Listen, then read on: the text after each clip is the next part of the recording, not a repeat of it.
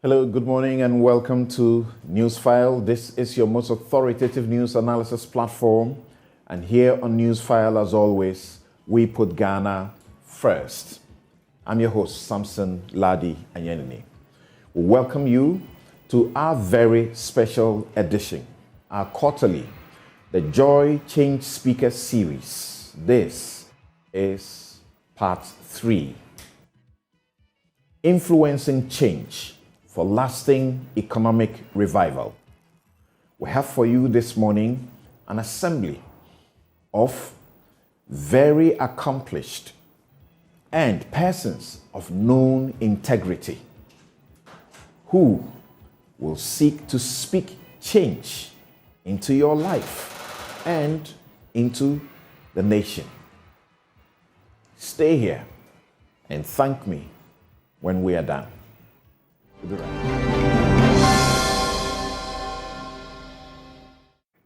You're welcome back and welcome to the Joy Change Speaker Series 3. We are glad to serve you this menu. Often and almost always, we are engaged in arguments and debates.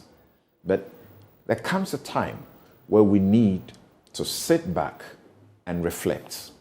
And we choose to do that with persons of proven integrity and track record in leadership, in influencing many in their own fields of endeavor.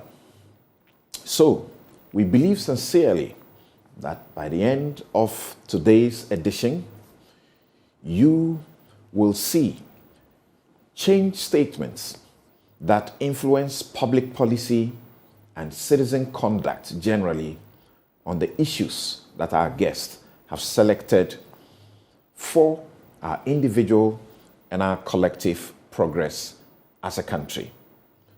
But first, let's take a quick trip to our very first edition. We've selected just bits of those speakers to give you a reflection of what happened on the 15th of January 2022 on 10 impactful citizens with 10 impactful statements. I always tell my students, the truth of the matter is that a law, no matter how new, is just a piece of paper. It is the institutions, the values, and the persons who give life to the law. So that piece of paper in itself will not eradicate poverty. It will not promote equality. It will not promote inclusiveness. It will do absolutely nothing if we do not enforce those laws in accordance with the values of our society. And those values must be in line with the aspirations that we have for ourselves. Having said this, I now proceed to what I have to say today. Conflict of interest and social protection. Exactly. When it begins to hurt, then we begin to take things more seriously. You know, culture is often used as a defense. And yet look at Senegal. It's a Muslim-dominant country. It passed the gender parity law, and it has 50% women in its parliament. It doesn't mean that in other areas of the society that representation is equal. So I think that, first of all, we need to trumpet that. We need to ask our president respectfully what being the AU champion, gender champion, means concretely in the area of Ghana. I think that 2 or so years ago, the president went to Vancouver to the Women Deliver conference where he ruffled some feathers and was in turn ruffled in his remarks. So I think that certainly the gender advocates, and here we do not just want it restricted to gender advocates. Right. We want Bryce Simmons, all the different CSOs to come together, because this is not just a fight by women. It is a fight about women, about gender equality, about the direction of our societies. Previous speakers have also spoken about various topics And all of it, I think at the basis of it is the issue of values. I choose to address the youth particularly because of our recent population and housing census that tells us that we have a real huge youth bulge. And so they, for us, should be the most important asset. And how do we transform this great asset to catapult national development? I'd like to open by talking or referring to a quote from Tom Daley. And he said that until we begin to discover the national values that for centuries have allowed us to rise above our natures and act as civilized men and women, our country will continue to suffer the steady deterioration in standards that disturbs us all. Tom Daley is American or was American, but I am very confident that his sentiments resonate with the context that we live in the Ghana today. Our previous speakers have spoken about justice. We want the law to work. We want to realize the potential of both men and women as equal in governing our nation. We want patriotic citizens who speak truth to power. The world has many examples and evidence of this. I want to share one because it's a very powerful one. It's sharing the experience of two islands, Haiti and Singapore. Haiti became independent in 1804. It's been independent for a very long time. Singapore became independent in 1959, 155 years after Haiti's independence. Haiti has not been able to build a high-integrity, high-trust society in all its years of independence. Corruption is rife. There's lots of government dysfunction. And today, the per capita income in Haiti is $1,900 a year. Compare that with Singapore, independence in 1959. They built a very high-integrity, high-trust society. And today, the per capita income is $64,000 a year per person. So I just thought, just to make it real, demonstrate just with these two examples, that you actually build a tremendous amount of economic value by building integrity and trust in a society. It's quite telling of the need for us to take a critical look at employment generation challenges we have faced as a country. And when you look critically at the reports, you see that unemployment rates among the population 15 years and over is 13.4%. Among the population 13 years to 35 is 19.7%. Even worse is the rate of unemployment among young adults, 15 to 24 years. That is 33%. So when you take 3 young adults in Ghana, 1 is definitely unemployed. This is quite alarming in a matter of national security threats, particularly with examples we have seen in other African countries, like in the Arab Spring. Right. So on that day, we hosted Dr. Benjamin Kumbo, Ms. Josephine Nkrumah, Dr. Patrick Ewa, Professor Kweku Asare, Professor Techua Menu, Dr. Priscilla Chumesi Bafo, Clara Berry Cassati, Oliver Baka-Vomawo, and Bright Simmons.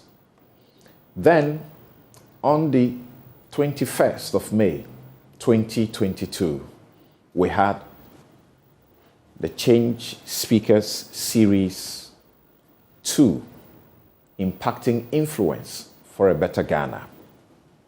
The lineup included Brigitte Jugbo Nuku, Dr. Kwame Akofo, Anon Finto, Nana Kofi Akwa, Dr. Abu Sakara Foster, Afia Agbenyo, Ernesto Yeboah, Professor H. Kwesi Prempe, Kweku Ando Awoche, Lamnatu Adam, and Professor A.C. Sutherland Ade.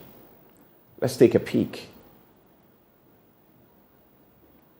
Political accountability reduction in corruption, stability of the currency, and overall a good standard of living. There are indicators for measuring the success or otherwise of a democracy, and not a mere periodic conduct of elections and the successful peaceful transition or transfer of power from one administration to the other. Our 30-year democratic experience has rather registered massive levels of youth unemployment, excessive and unfettered executive powers, a compromised parliament, abuse of power, unbridled corruption, waste of Ghana's resources, nepotism, mediocrity, mismanagement of the economy, and a constant failure of leadership. Considering the trajectory we're on, where will we be in 30 years, in 40 years? What future will our children inherit?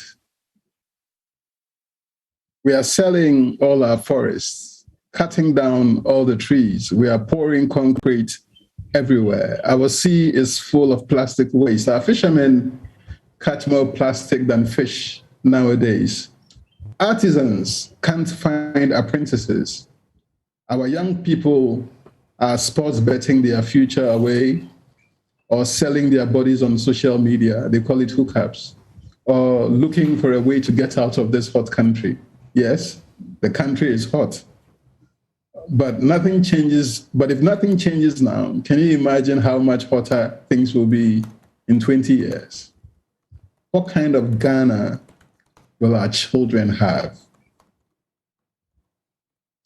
Ever since Europeans discovered Elmina in 1471, we have never been the same again.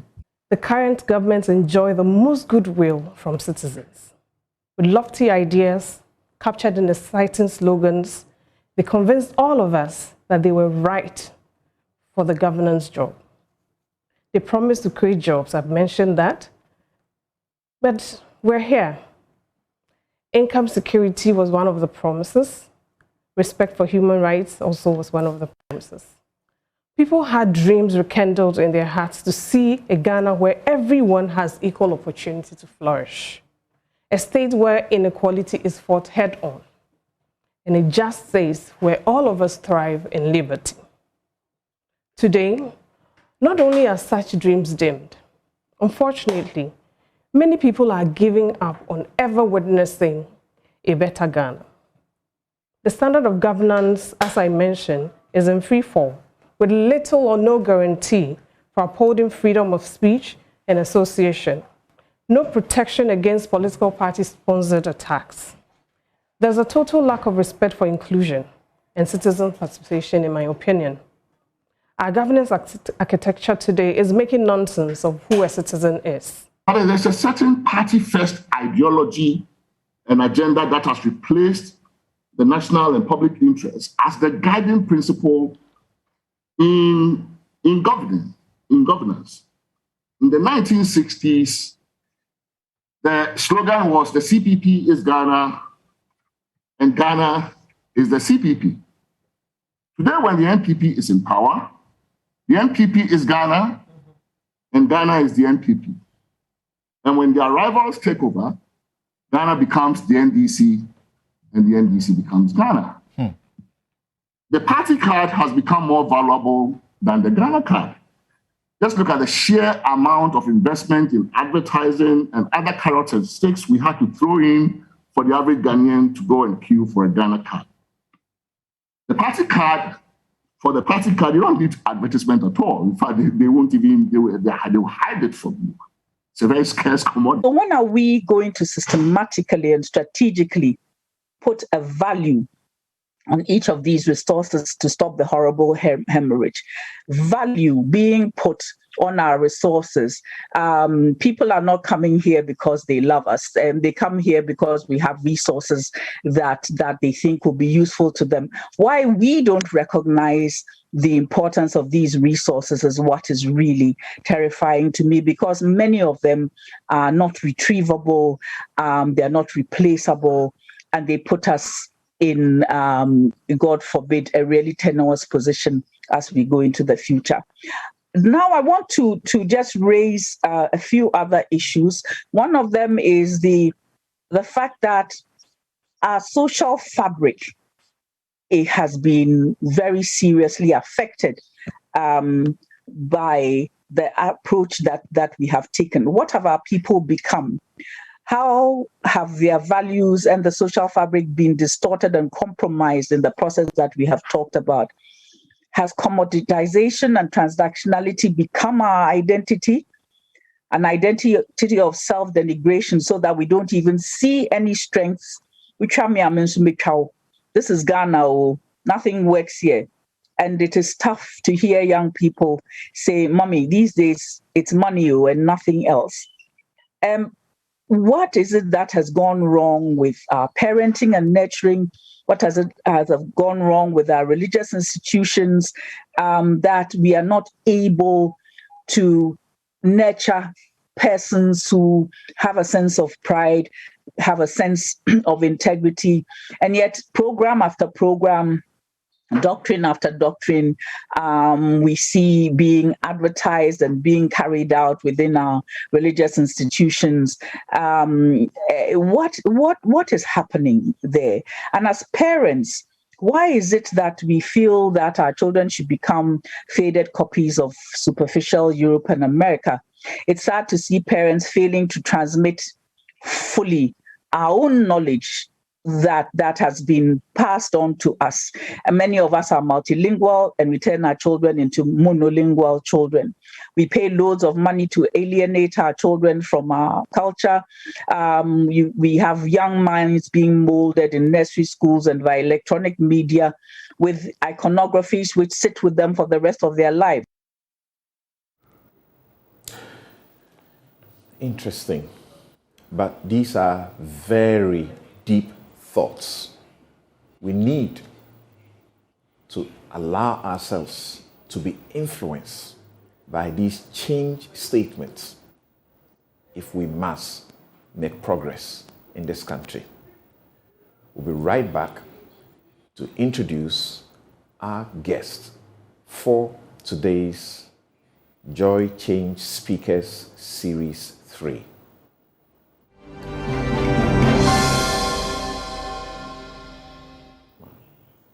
You're welcome back. This is Newsfile, is your most authoritative news analysis platform. And here is our Joy Change Speakers Series 3.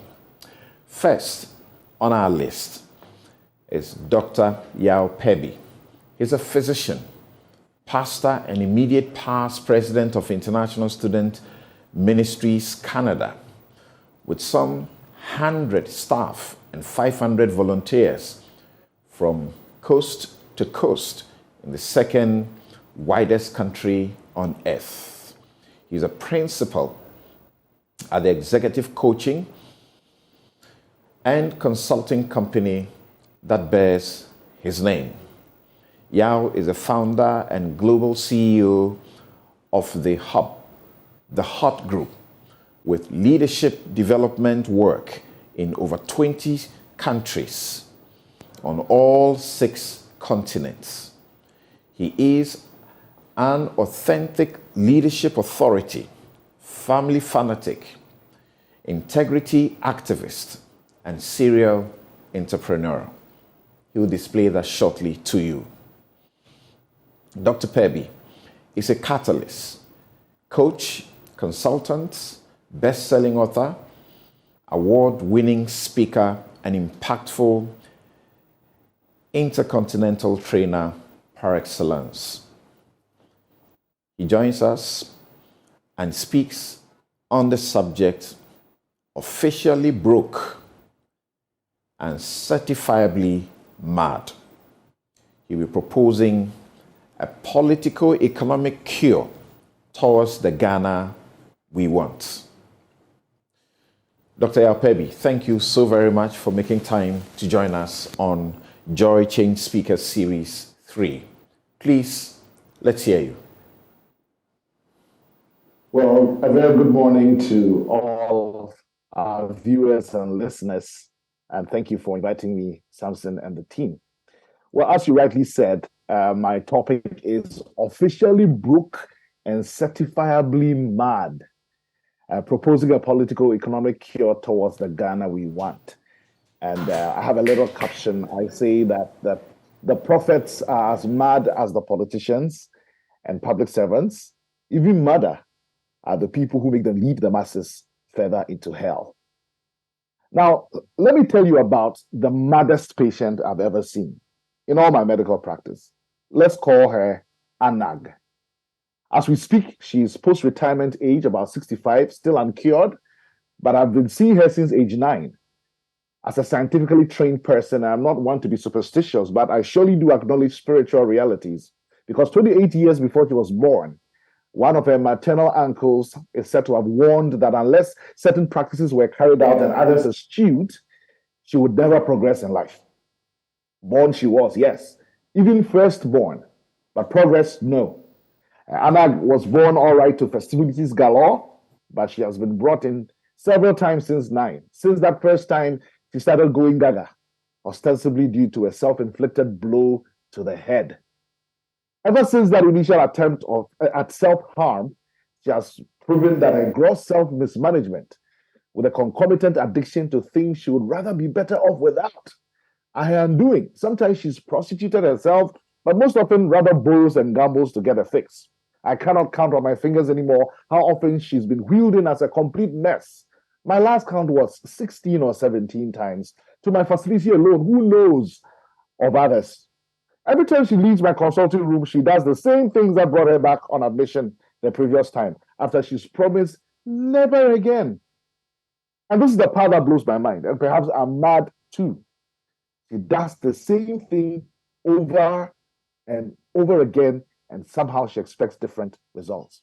Her self-mismanagement can be as funny as wearing her shoes before her socks and her underwear over her skirt, or as serious as on her way out of home, locking her children in the house behind the door all day, supposing she had rather locked the door after them.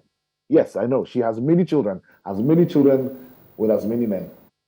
She thinks her children are weird and insane, but not her. And her delusions of grandeur are of the kind I've hardly come across as a self-anointed royal. In her mad mind, she has tea with the Queen of England at 4 p.m. daily without fail. And she wonders what all the fuss is about Lionel Messi, Pelé, Cristiano Ronaldo, when she is the GOAT, greatest of all time. And while she may sing how great thou art to herself, everyone else knows she's certifiably mad and broke too. I could tell you more about Anak, but let me stop here and ask you, what predominant emotion did you feel as you heard about this client? What do you think I should do next as her doctor? Now let me explain the parable. Anak actually is Anahg. It's actually Ghana spelled backwards. Born in 1957, her first visit to the IMF, the International Monetary Fund, was after the 1966 coup d'etat. We don't have the luxury of time to delineate all 17 visits to the IMF, sometimes more than once a year. But suffice it to say that our taste for free services, the high time life, especially big cars and luxurious mansions, big ex gratia for our big people, mismanagement, A leadership, that's what I call it, A leadership, addiction to foreign goods, like you talked about last week, Samson, an insatiable appetite for debt, domestic and external, have been our undoing. And our delusion of self-importance is through the roof, largely living more on past glories than current exploits. Now, if you think we're doing well as a country, you are part of the problem. As a people, we are just too easily satisfied with minimal public progress. Somehow, our insatiable appetite for the best and the most progressive is only for personal and private benefit.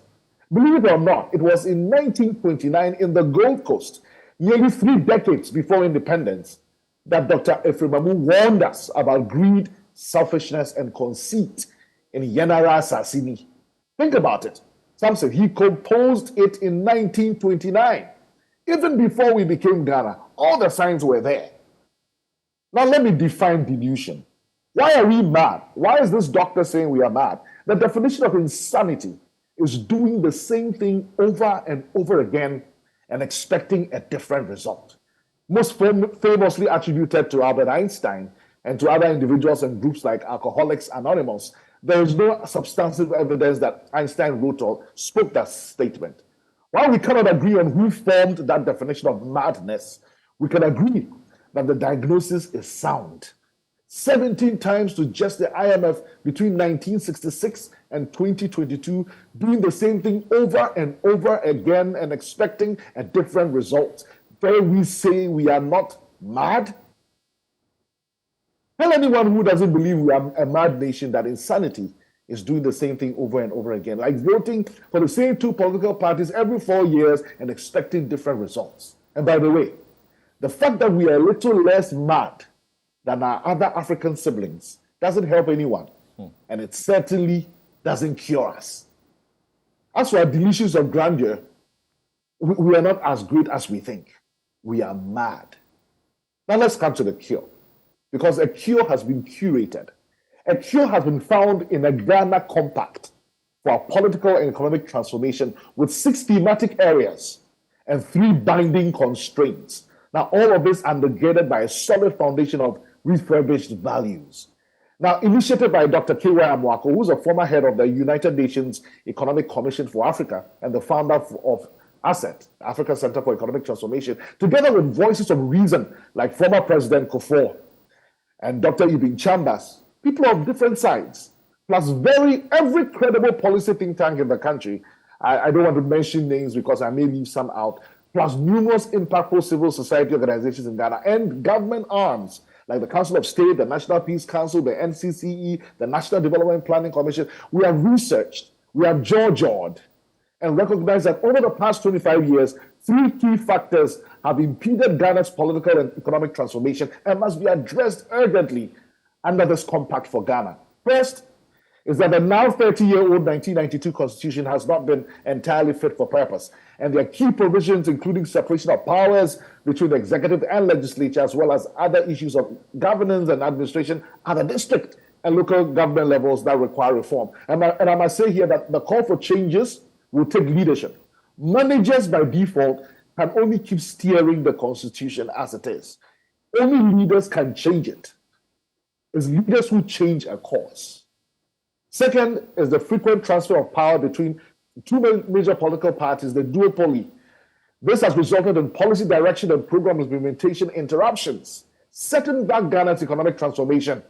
The underlying cause is the absence of an agreed upon national long-term vision with clear and measurable targets, KPIs, aligned with medium-term plans of the government in power. If we have this as a plan, every political party then does their manifesto according to that plan. Tell us how you're going to implement what we have already decided as a people we want for the next 25, 50, 100 years. The third is governments in the Fourth Republic have historically run budget deficits, which have tended to balloon during election cycles, forcing governments to increase their borrowing to plug the financing gap. As a result, our debt to GDP ratio has reached an incredibly alarming level and has increased our debt servicing cost, starving the country of much needed public investment spending. Now we know, Samson, that democracy brings people to the table, but doesn't necessarily put food on that table. So these are the 3 binding constraints that we've come to. The Constitution that needs reforms, a clear policy direction and program implementation without interruption, a national vision and plan that every party then works with, and then thirdly, not running budget deficits as we have done. Now, consistent with the United Nations Sustainable Development Goals and Ghana's commitments under the African Union's Agenda 2063, there are 6 key focus areas, and I'm not going to elaborate on them because of time. There's going to be a written version of this people can refer to. Over the next 25 years, these 6 thematic areas are the game plan. Number 1, education and skills for the future of work. We must expand access and improve the senior high school quality, as well as balance the supply and demands of skills, all kinds of skills. And I'm glad Constance is here to talk about that too. Number 2, youth leadership empowerment. We must nurture and harness the strong interest of young Ghanaians in contributing to the country's development by engaging them in policy formulation and giving them a platform for their voices to be heard. The third area is a healthy and productive labor force. Establishing effective health institutions, and I speak that as a doctor, robust insurance schemes, stronger maternal, child, and adolescent health policies, and better hygiene and treatment conditions will quickly and vastly improve health outcomes. Number 4, private sector-driven transformation. And there's a huge technology part in there. Businesses continue to be held back by out-of-date regulation. I've been trying to register 2 or 3 businesses the last few months, and it's been a headache. Lack of reliable basic services, appropriate investments in infrastructure alongside technology and regulatory reforms can create an environment, a more conducive environment and competitive business environment. Number 5 is gender equality as a moral and economic imperative. And I say this especially as a guy, as a man for she's, as a man for women. Ensuring women's equal voice and participation in society, politics, and the private sector is a necessary precursor for our political and economic transformation. What is the sense in having a bird with 2 perfectly healthy wings, only trying to fly 1 wing? It does not make sense. And finally, climate change and adaptation and mitigation. Climate change will have substantial impacts on Ghana. Ghana is not in a vacuum. Ghana can turn these risks into opportunities by using technology to manage key climate-sensitive sectors such as agriculture, ecosystems, and energy. Now, Samson, what is different about these well-coalesced thematic areas and the 3 binding constraints as a way forward is a research-informed manner, the non-partisan, non-polarized collection of a broad spectrum of prominent individuals, policy think tanks, civil society organizations, and government agencies that have reached consensus in a compact that was actually launched earlier this month on the 6th of December. And there's an imminent national conversation with the grassroots via a roadshow between now and the Grand National Durbar in June 2023, before all these political parties begin their manifesto machinations and campaigning for election 2024. As for the importance of all of this on the foundation of renewed national values, you may check out Dr. K.Y. Abwako's op-ed, or mine as well, on my Joy Online. It's entitled On Saving a Nation. So in conclusion, if we say we are not mad, then we do not have what psychiatrists call insight. And that means our prognosis is very poor. Whichever way you look at it, whether madness as a state of having a serious mental illness or exhibiting extremely foolish behavior or a state of wild, chaotic activity, Ghana is a mad nation. Our prophets are as mad as our politicians and public servants. Even madder are the people who line up every 4 years with World Cup and Olympic Games frequency and fervor to vote for madmen, male and female, to lead us further into hell. Oh, wretched beings we are, who will deliver us from this mess? Certainly not the IMF long term. In fact, nearly 30 years ago, Dr. Mensa Otabil is on record to have said, and let me quote it. He says, "We will always be running but never catch up. I get amused when we talk about breaking the yoke of colonialism and still use the blacksmith called IMF or World Bank to sharpen our tools." End of quote. Just as we yearn for powerful strikers in our national football team, we yearn for potent strikers in the political arena. If you always do what you've always done, you'll always get what you've always gotten. 2023 beckons. We stand at the precipice of 2023. There will be police prophecies tonight, 31st night, and soon the election fever of 2024. When the next president and their government is sworn in come January 2025, Samson, that will be the beginning of the second quarter of the 21st century. Will we remain mad or a little less so? That will lead to 2050. Imagine the freedom. Imagine the prosperity. The Ghana we want. If we've had the leaders, male and female, with the guts, gumptions, and goods to strike and score where it matters, when it matters, especially between now and then. God bless our homeland Ghana and make our nation great and strong, not broke and mad. Thank you. Thank you very much indeed, Dr. Yao Pebi. And Doc, I have only one question for you. And my question will be to look at some of the things that you have been very concerned about, values.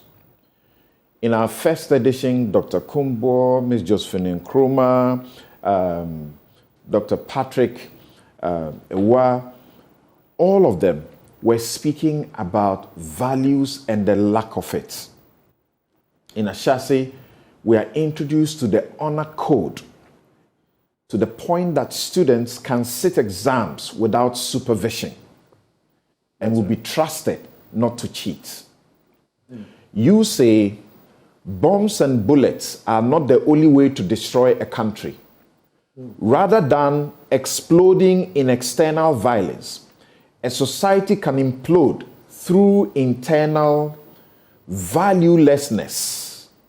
And you said that you fear for Ghana, that Ghana is on this path. You refer to monetization, materialism, becoming the motivation for most of the things we do, even at the peril of our lives and the cost of future generations. You looked at galamsey, stinky corruption and politics in public service, the brazen cheating in exams, rampant illegal practices, which combine modern internet-based fraud with African traditionalist rituals like Sakawa, food sellers using dirty wastewater to cook, changing expiry dates on expired medicine, or outrightly selling fake medicine. Doc, there is a group, a class, a certain population of Ghanaians with integrity. And I discover that on this platform, by some coincidence, there are 4 of you who are fellows or an aspiring fellows of the African Leadership Initiative, as well as the Aspen Global Leadership Network, which I'm privileged to belong. The Ken Ofori-Attahs, the Bright Simmons, all of these people have gone through this rigorous training at this fellowship. What are we not doing? What must we do? Wow, that's $1 million question. And I'm glad you quoted those things from that article. It's on My Joy Online for those who are wondering where Samson got that from. It's an article on values called On Saving the Nation. We need to see ourselves as a product that comes with no software, rather than assuming that everybody has the right software. We used to assume that people will be taught the right thing at home, in school, but we cannot assume that as a nation anymore. And I think it behoves on us, those of us in the education system, like Patrick is doing, who's also a fellow of Ali, and then others like the NCCE, to ensure that these values that are necessary, the selflessness, the hard work, the loyalty, the integrity, these things are inculcated in us. It doesn't come automatically. And then when we start this process, it's also important that we realize that we have ways to measure them, and we have ways to reward those who live this way and punish those who don't live this way. I will be very honest with you, Samson. It's hard to live as a person of integrity in this country. It's not rewarding, because guess what? I have things that are still waiting at the ministries to be cleared because I'm not paying anybody any money. I paid a whole lot of money to clear my car when we decided to move back from Canada to Ghana. It costs something. And so every individual needs to be able to say that, look, this is what it's going to cost, and I'm willing to pay the price, because in the long term, values have value. And that's one of the things I like to really let the generation know. We think that the way to cut corners is the way to keep money and grow money and be comfortable, but it's actually the very opposite. I gave an example in that article about how a guy who went from a less developed country to a more developed country was shocked that it was more costly to pay for milk in his country than in the well-developed country, although they have more cattle in his country than that advanced country. And what was the difference in price? The difference in price was the lack of integrity of their people. Because in the system that he saw, you could just put your money there, pick the milk, and go away. Nobody was running it. But in this country, that didn't happen. Somebody will only steal the milk, they'll carry the fridge and everything away.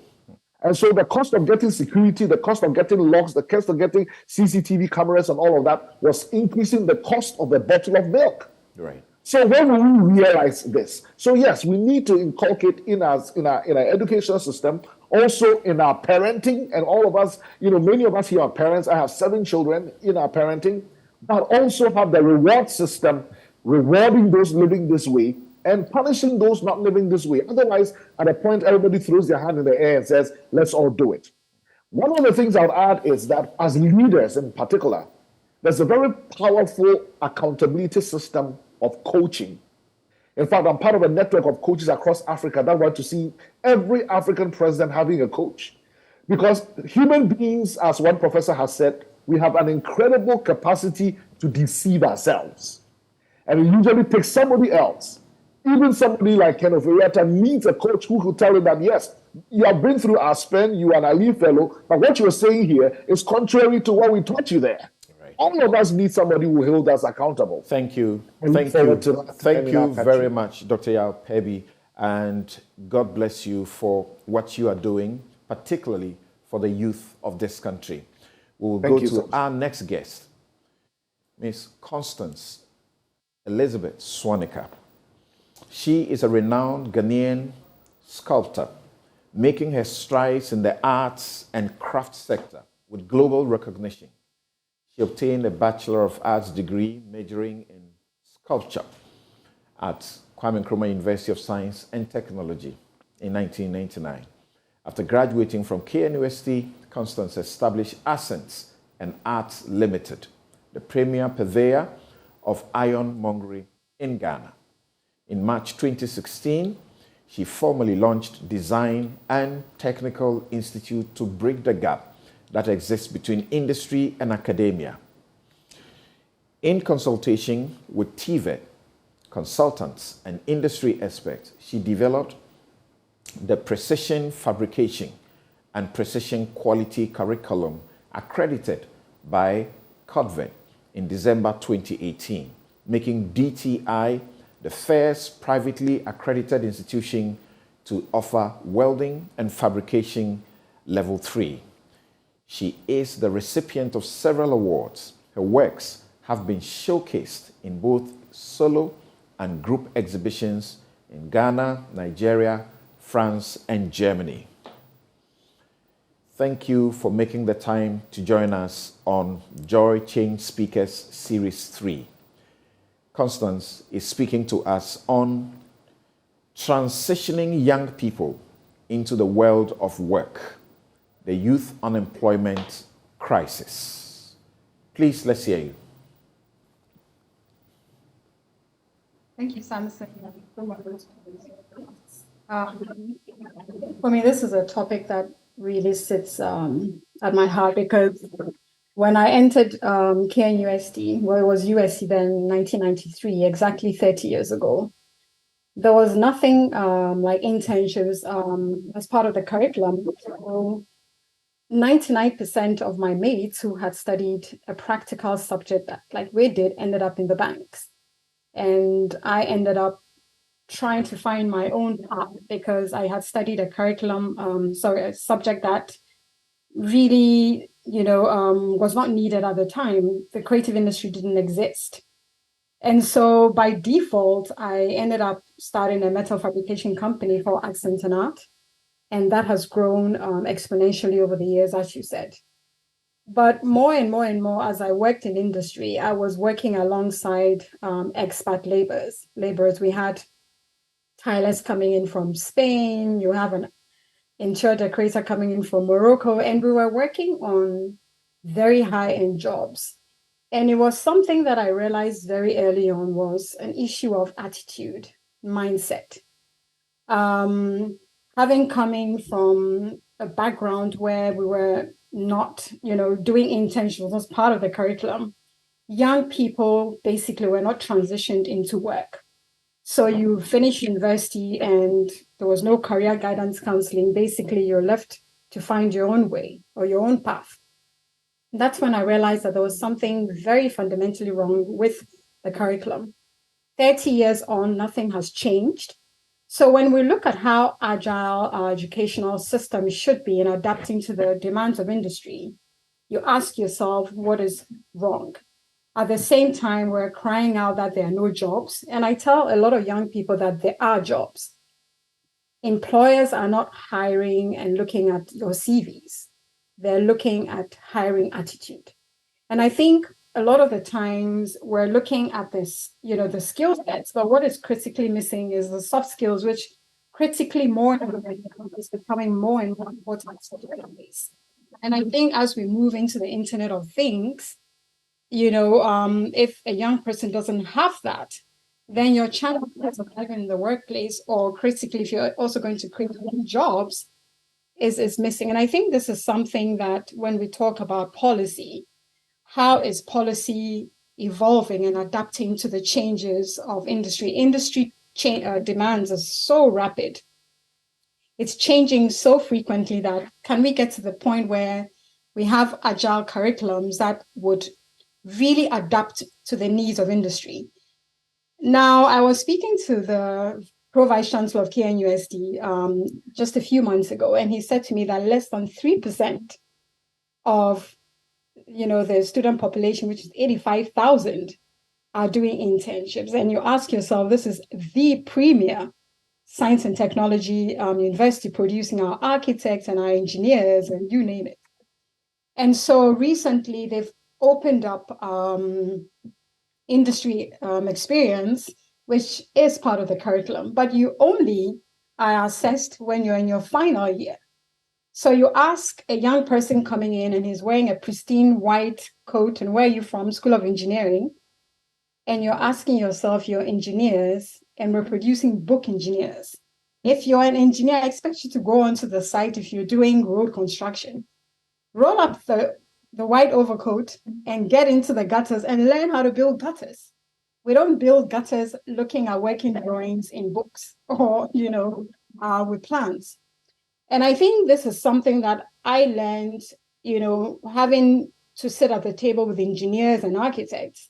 For somebody who had studied art, we were not even allowed to sit at the table. And this is where you realize that, the way we are socialized starts also from the home, the role of parents, before we talk about teachers and community. I was very fortunate to have a mother who was an educator. And so having grown up with 3 other siblings who were very math and science oriented, I was the one who was more talented, and beat me a couple of times. She realized that, the way my brain is wired is very different. And so she herself didn't even really understand what to do with me. I had to find my own way, basically. And so, transitioning young people has become something that I'm very passionate about. That at age 13, I think she said it was something that I drew. And that's when she realized that this girl is very different at age 13.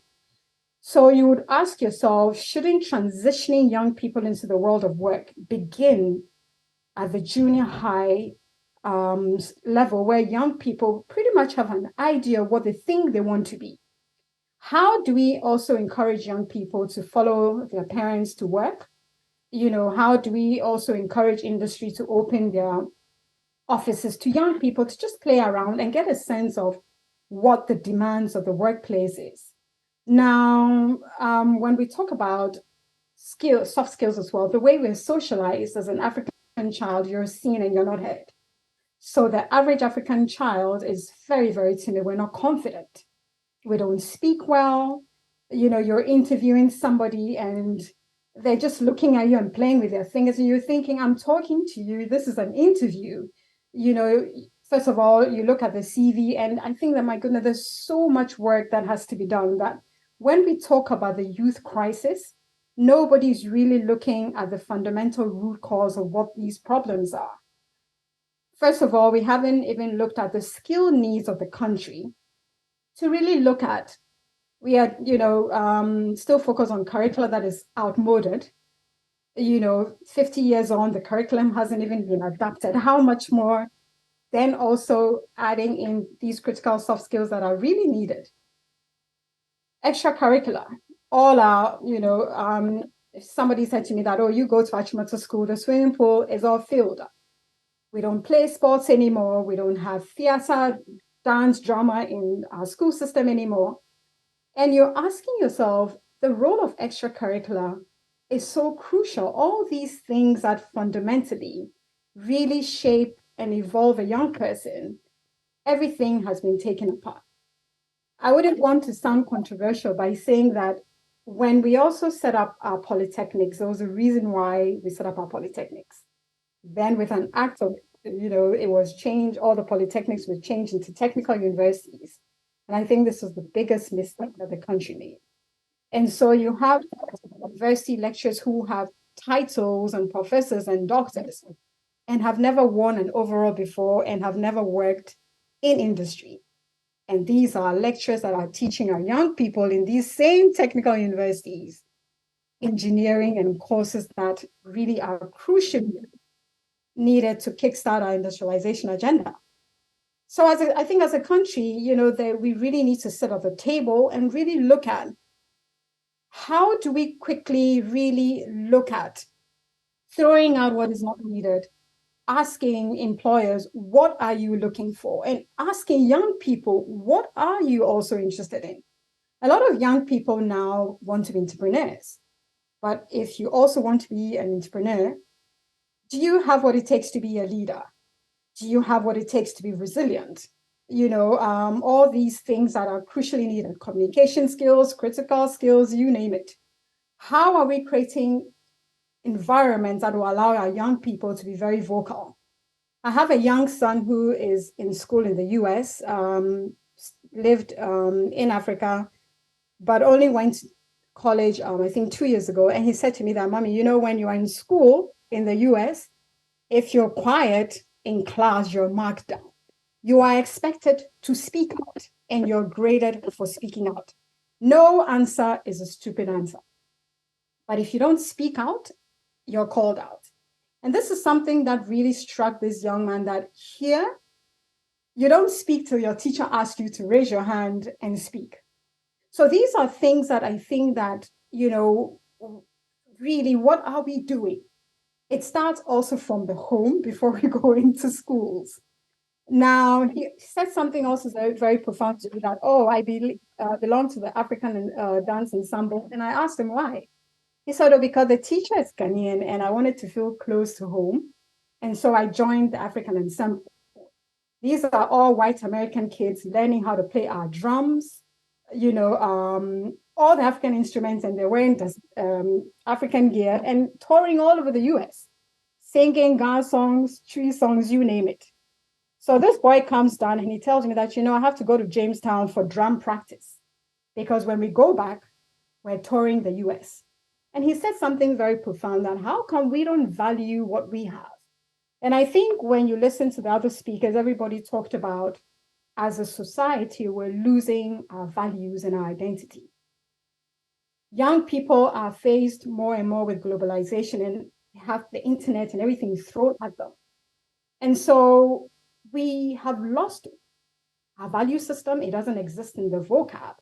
This young boy goes to the US to come back to learn how to play the drums, and is asking me that, why do we have so many African Americans coming to the University of Ghana to learn African culture and dance?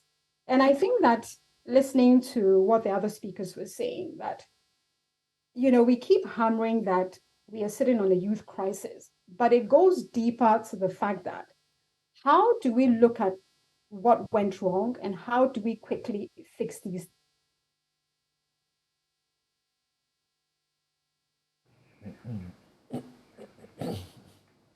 Right.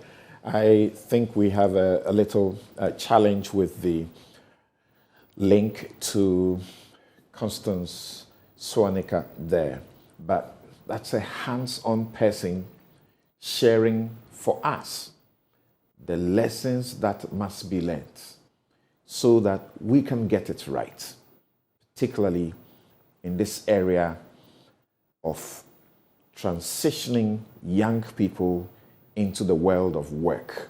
There's an unemployment crisis, no doubt about it. But how do we resolve that?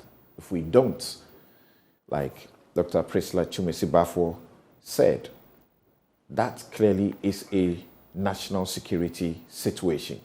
Thank you for getting back. Please continue to the end.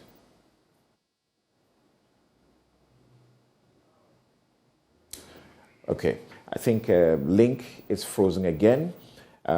She had just a couple of minutes left to conclude for us, and we're hoping that her line could be stable once again so that she will complete her change statement. And I believe all of us are taking the key lessons, particularly those who are in charge of the tertiary level institutions dealing with technical, hands-on people.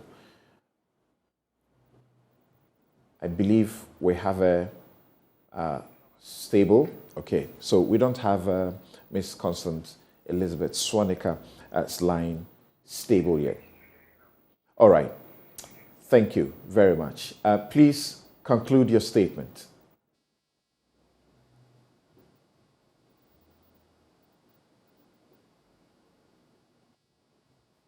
Please unmute.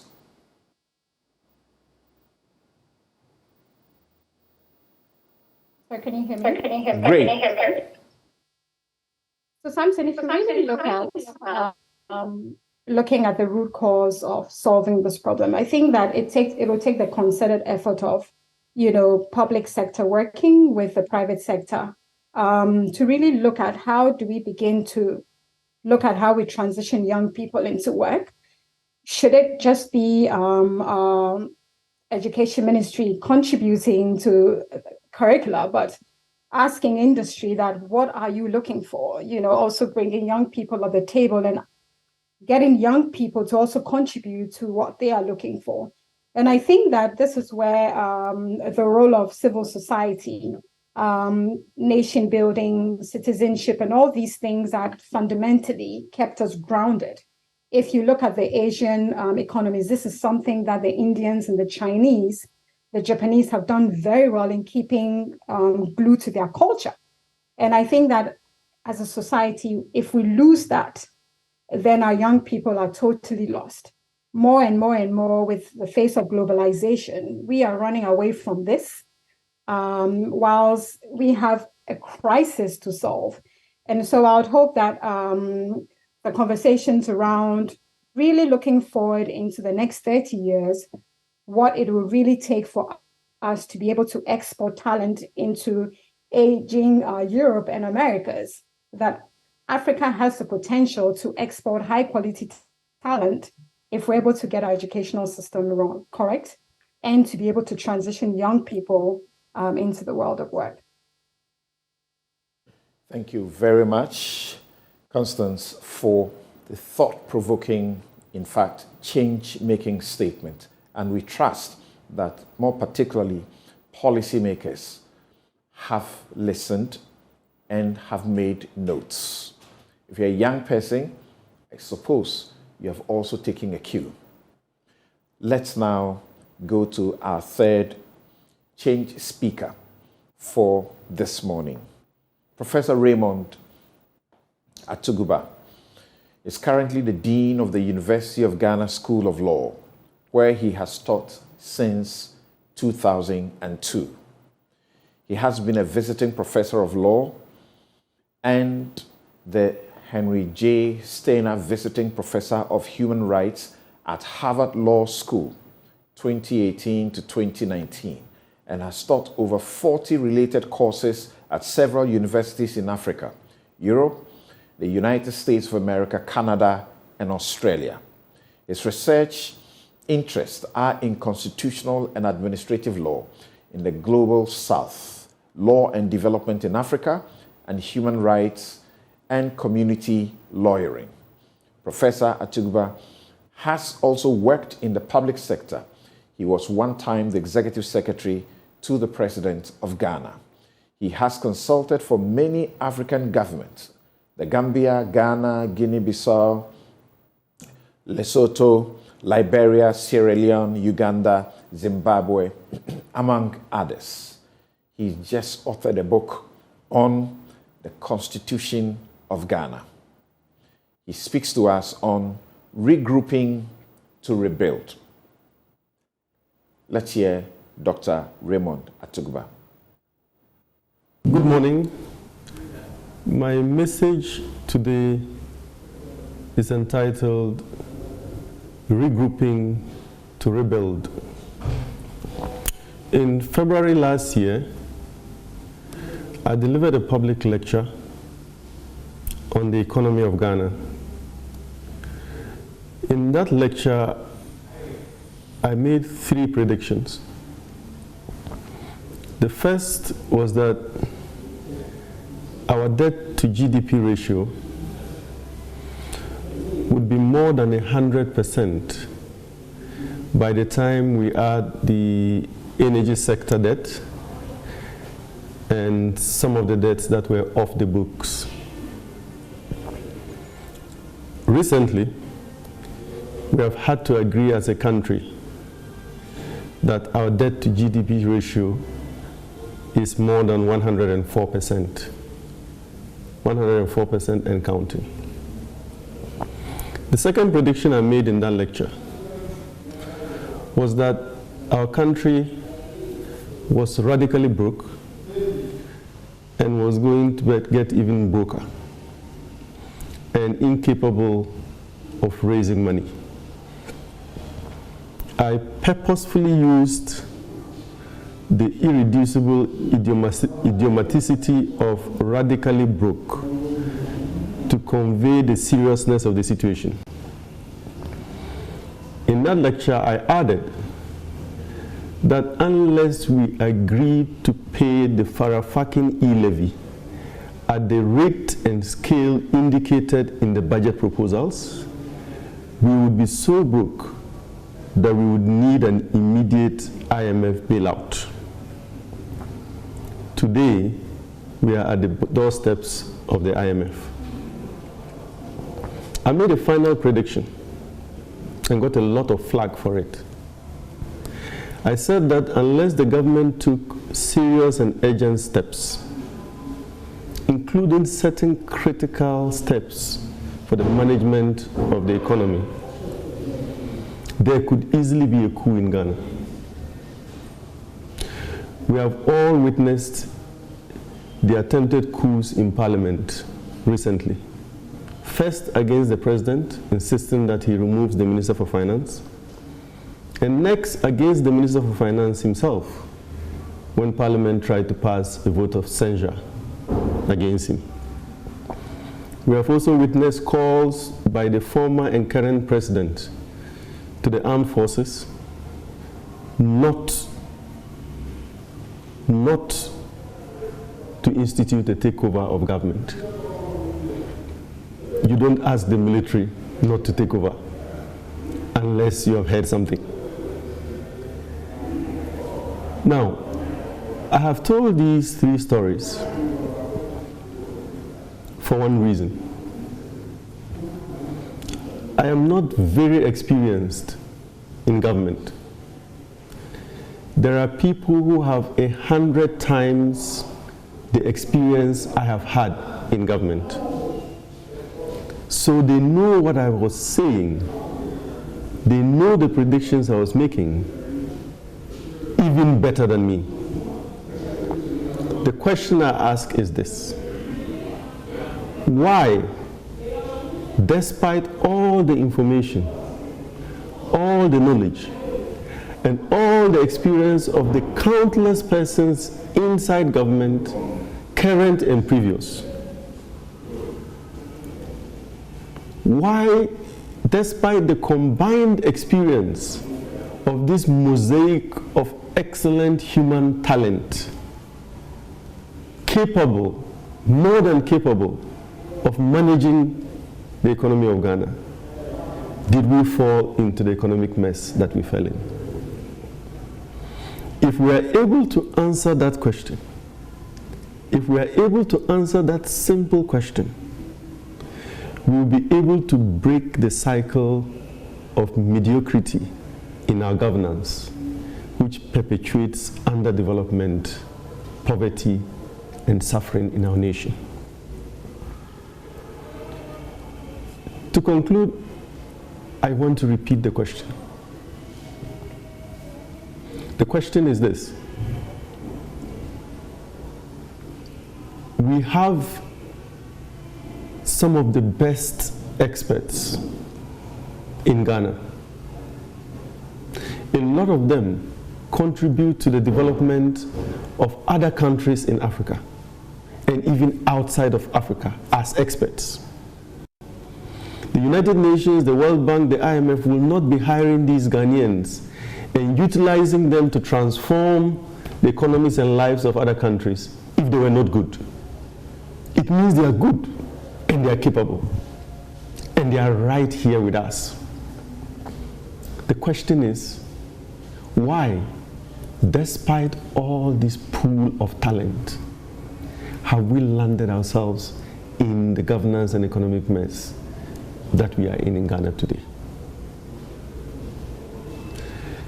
Let me conclude by referring to another lecture I gave in July this year. In that lecture, which I gave at the Ghana Studies Association conference in Tamale,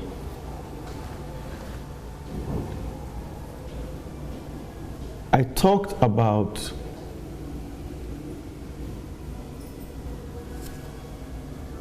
all die be die and do or die. All die be die is the mantra of the MPP, do or die is the mantra of the NDC. I outlined the characteristics of both slogans and the parties that stand behind them. I indicated in that lecture that unless certain critical steps are taken, election 2024 could be bloody and could disintegrate our democracy. Again, we have all the people in this country capable of working to ensure that this does not happen. I am yet to see work in that direction. Thank you for your attention. And thank you, Dr. Raymond Atugba, Professor, Dean of the University of Ghana School of Law. You're here on Joy and watching Newsfile. This is our special quarterly edition, the Joy Change Speakers Series, and this is the third in the series, Influencing Change for Lasting Economic Revival. We take a break, return to introduce you to yet another group of our stellar guests with change statements. Be right back.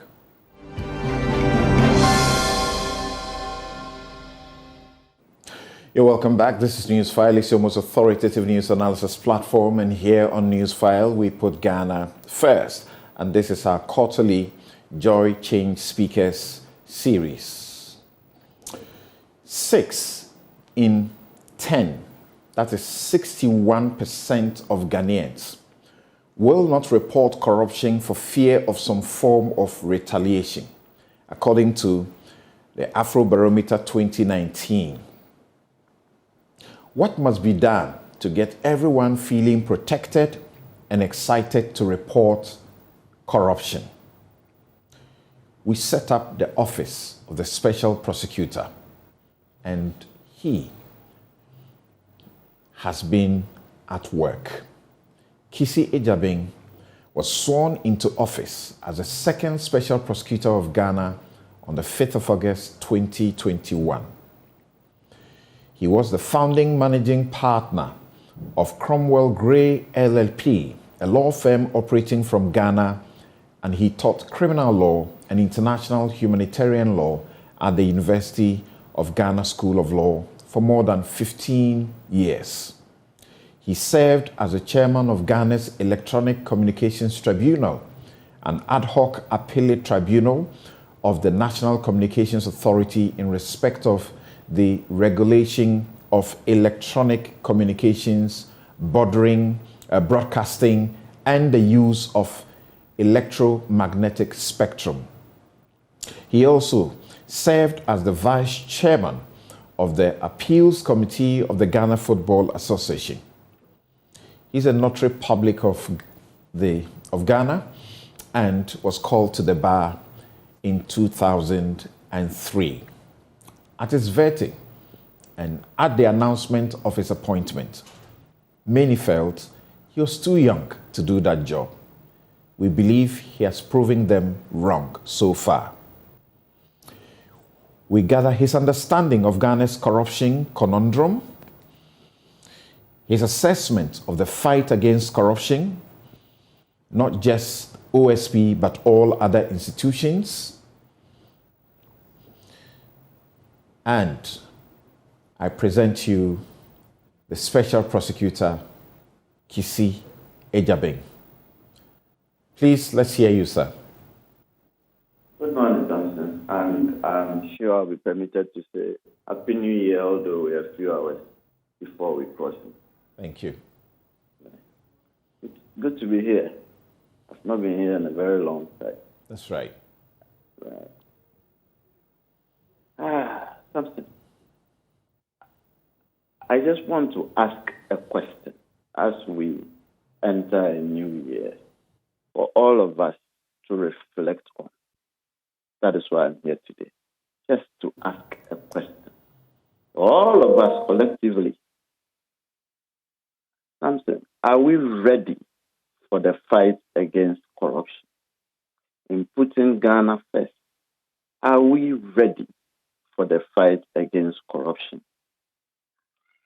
From where I sit, Samson, I don't think we are. We expect so much from the institutions fighting corruption. But collectively, are we ready? Let's all reflect on this question. And a good measure of the reason why I say, from where I sit, we are not ready yet. You pointed out yourself that more than 60% of persons fear a retaliation if they were to report corruption. And it is very dire. Even law enforcement, even the Office of the Special Prosecutor itself, even the Special Prosecutor himself is not spared the specter of pushback and retaliation. And that is why I situated in that question that I ask all of us. Are we ready for the fight against corruption? Everyone should ask himself or herself. On the part of anti-corruption institutions, and by this, I'm referring mainly to the flagship anti-corruption agency, that's the Office of the Special Prosecutor. I'm referring to the Commission on Human Rights and Administrative Justice. I'm referring to the TUYOKO and other anti-corruption agencies. Are we really doing what the Republic has tasked us to do? Or are we engaged in our own predilection? We have done much, these institutions, in the past 12 months, especially in collaboration, in working together, in forging ahead together, in fighting corruption. But is there more that we can? I believe we can do more. I believe we can collaborate more. I believe we can be more selfless. I believe we can win the fight against corruption. So I charge the anti-corruption. Let us do so. Let us not disappoint Ghana. On the part of the government ready for the fight against corruption. And where I sit, I have not seen much. I have not seen much commitment. I have heard lip service on too many occasions paid to the fight against corruption. The government ready to fight against corruption. Let us see in real food. Let us see that in real support for the anti-corruption. Once again, from where I sit, I do not see much. And to the oversight institutions, and by this I'm referring to Parliament, I'm referring to the courts. Are we ready for the fight against corruption? Once again, I do not see much. How many referrals Parliament made, for instance, to the anti-corruption agency when they discover a work corrupt activity and corruption-related activities around us? I have not seen much. And the court and fellow lawyers who have been ascended onto the bench, are we ready for the fight against corruption? Are we helping the anti-corruption agency? Are we partnering the anti-corruption agency? Are we putting the cases right? Or are we engaged once again in our own predilection? Or is it our design to frustrate the work of the anti-corruption agency? Are we ready for the fight against corruption? To civil society, are we pushing enough? Are we? Are we calling out people who should be responsible in the fight against corruption well? Are we calling out the government effectively? Are we calling out the oversight institutions effectively? Are we, the civil society sphere, efficiently doing the work in respect of the fight against corruption?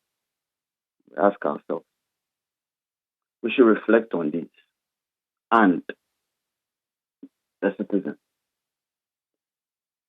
are we ready for the fight against corruption? I do not think so. But shouldn't we? The reason I say that is that it seems to us at the Office of the Special Prosecutor that we're only happy when the anti-corruption work is going on if it is against our political opponents, if it is against our perceived opponents and adversaries. But when it hits home, when it hits against our political favorites, when it hits against our friends, we entirely forget about the fight against corruption. And this is systemic. From all the analysis and examination we have done at the Office of Special Prosecutor, this generation is no different from the generations before us. And I ask again, collectively, are we ready for the fight against corruption? If we are not ready, we should just roll up our eyes and say it is a free-for-all society. But if we want to fight against corruption, shouldn't we all get involved? And the specter of pushback, we at the Office of the Special Prosecutor has encountered it on far too many occasions. But we recognize that it is an occupational hazard and it is part of the work that we're doing. And so we are unfazed. But for the citizenry, this is a real and present danger. The law that established the Office of the Special Prosecutor and its attendant legislative instrument that buttress the operations of the Office of the Special Prosecutor puts an onerous obligation on me as Special Prosecutor to protect witnesses, to do everything the law permits in my power, to protect confidential sources, to protect informers, to protect whistleblowers and their families and close associates. And on this charge, we pledge that we will do all that we can within the boundaries of the law to protect witnesses, to protect informants, to protect whistleblowers, to protect confidential sources and their families and close associates. This is the assurance we're giving Ghanaians. So come forward. Come forward. Help us. Bring the information. We will protect you. Even if we have to put you under witness protection program to protect you against the adverse effects of reporting corruption. As we cross over into the new year, let's reflect again. Are we ready for the fight against corruption? But I'm hopeful. I'm hopeful that we can win this war. I keep saying that I'm not naive enough to assume that we can totally eradicate or weed out corruption from society. That's an impossibility. But we can drive it down. We can drive it way down by action, by our commitment, and by putting our efforts where our mouths are. We can drive it down. And when it seems clear to everyone who is engaged in any action that sooner or later the long arms of the law will get to you. You will be arrested. Sooner or later, the corrupt activities will come to light. Sooner or later, you may be prosecuted. Sooner or later, you may end up in jail and disgrace and ignominy. Then the fight against corruption would have been won. Let us reflect again. Are we ready for the fight against corruption? Samson, my brother, this is my question. You have asked the question, are we ready to fight corruption? Umpteen times. I can't recollect how many times within the 11, 12 minutes that you have spoken. But I have one question for you. Right. Watch this first. In the skies, at sea, and on land, we have eyes everywhere. We see it all. When you're involved in corruption and think you're hiding, we will get you.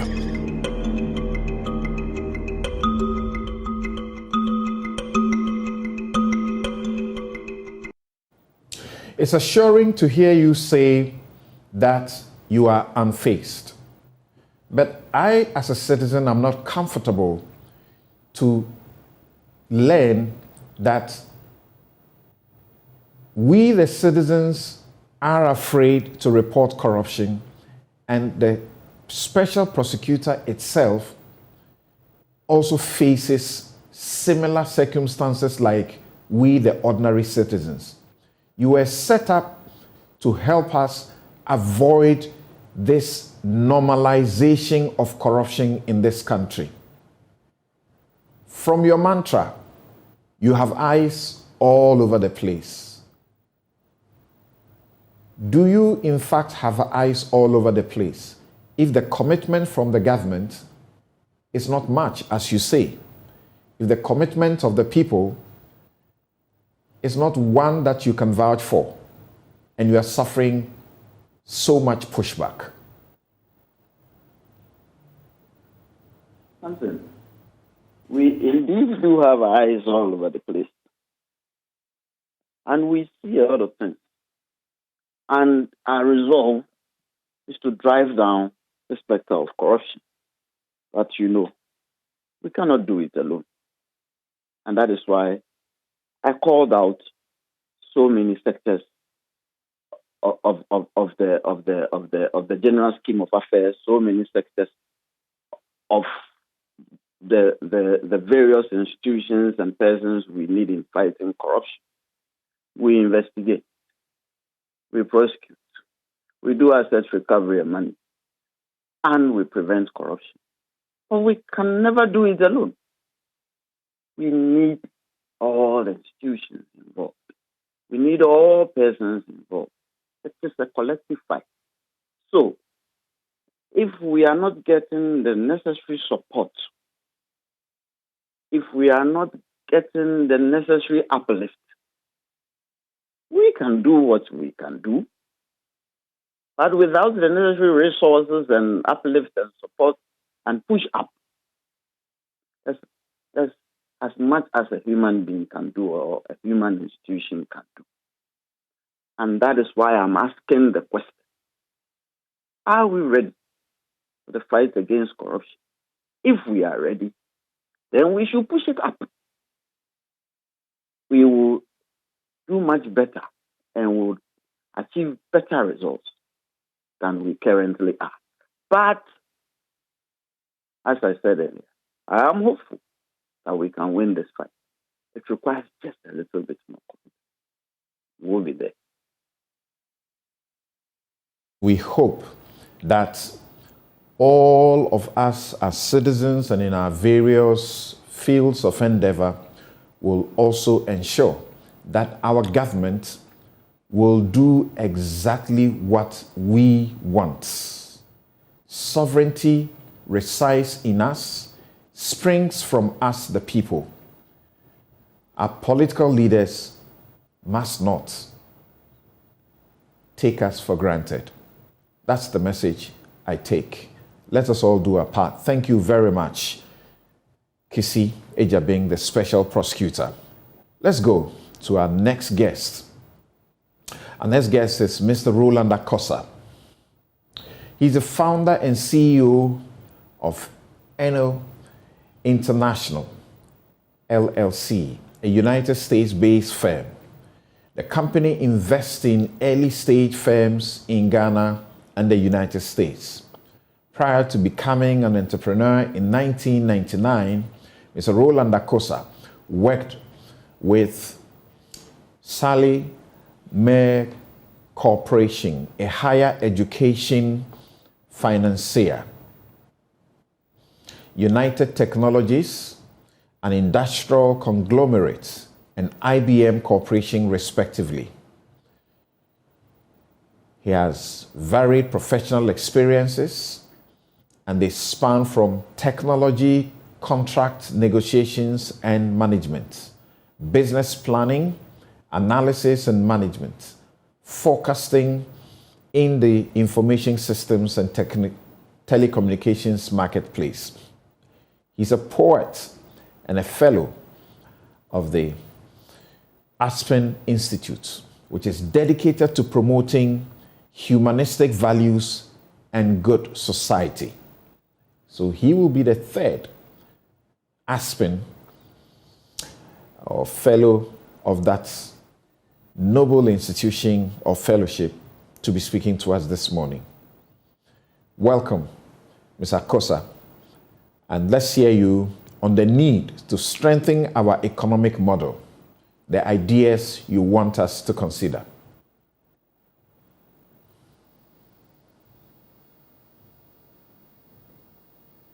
Thank you, and a happy new year to all our colleagues in Ghana.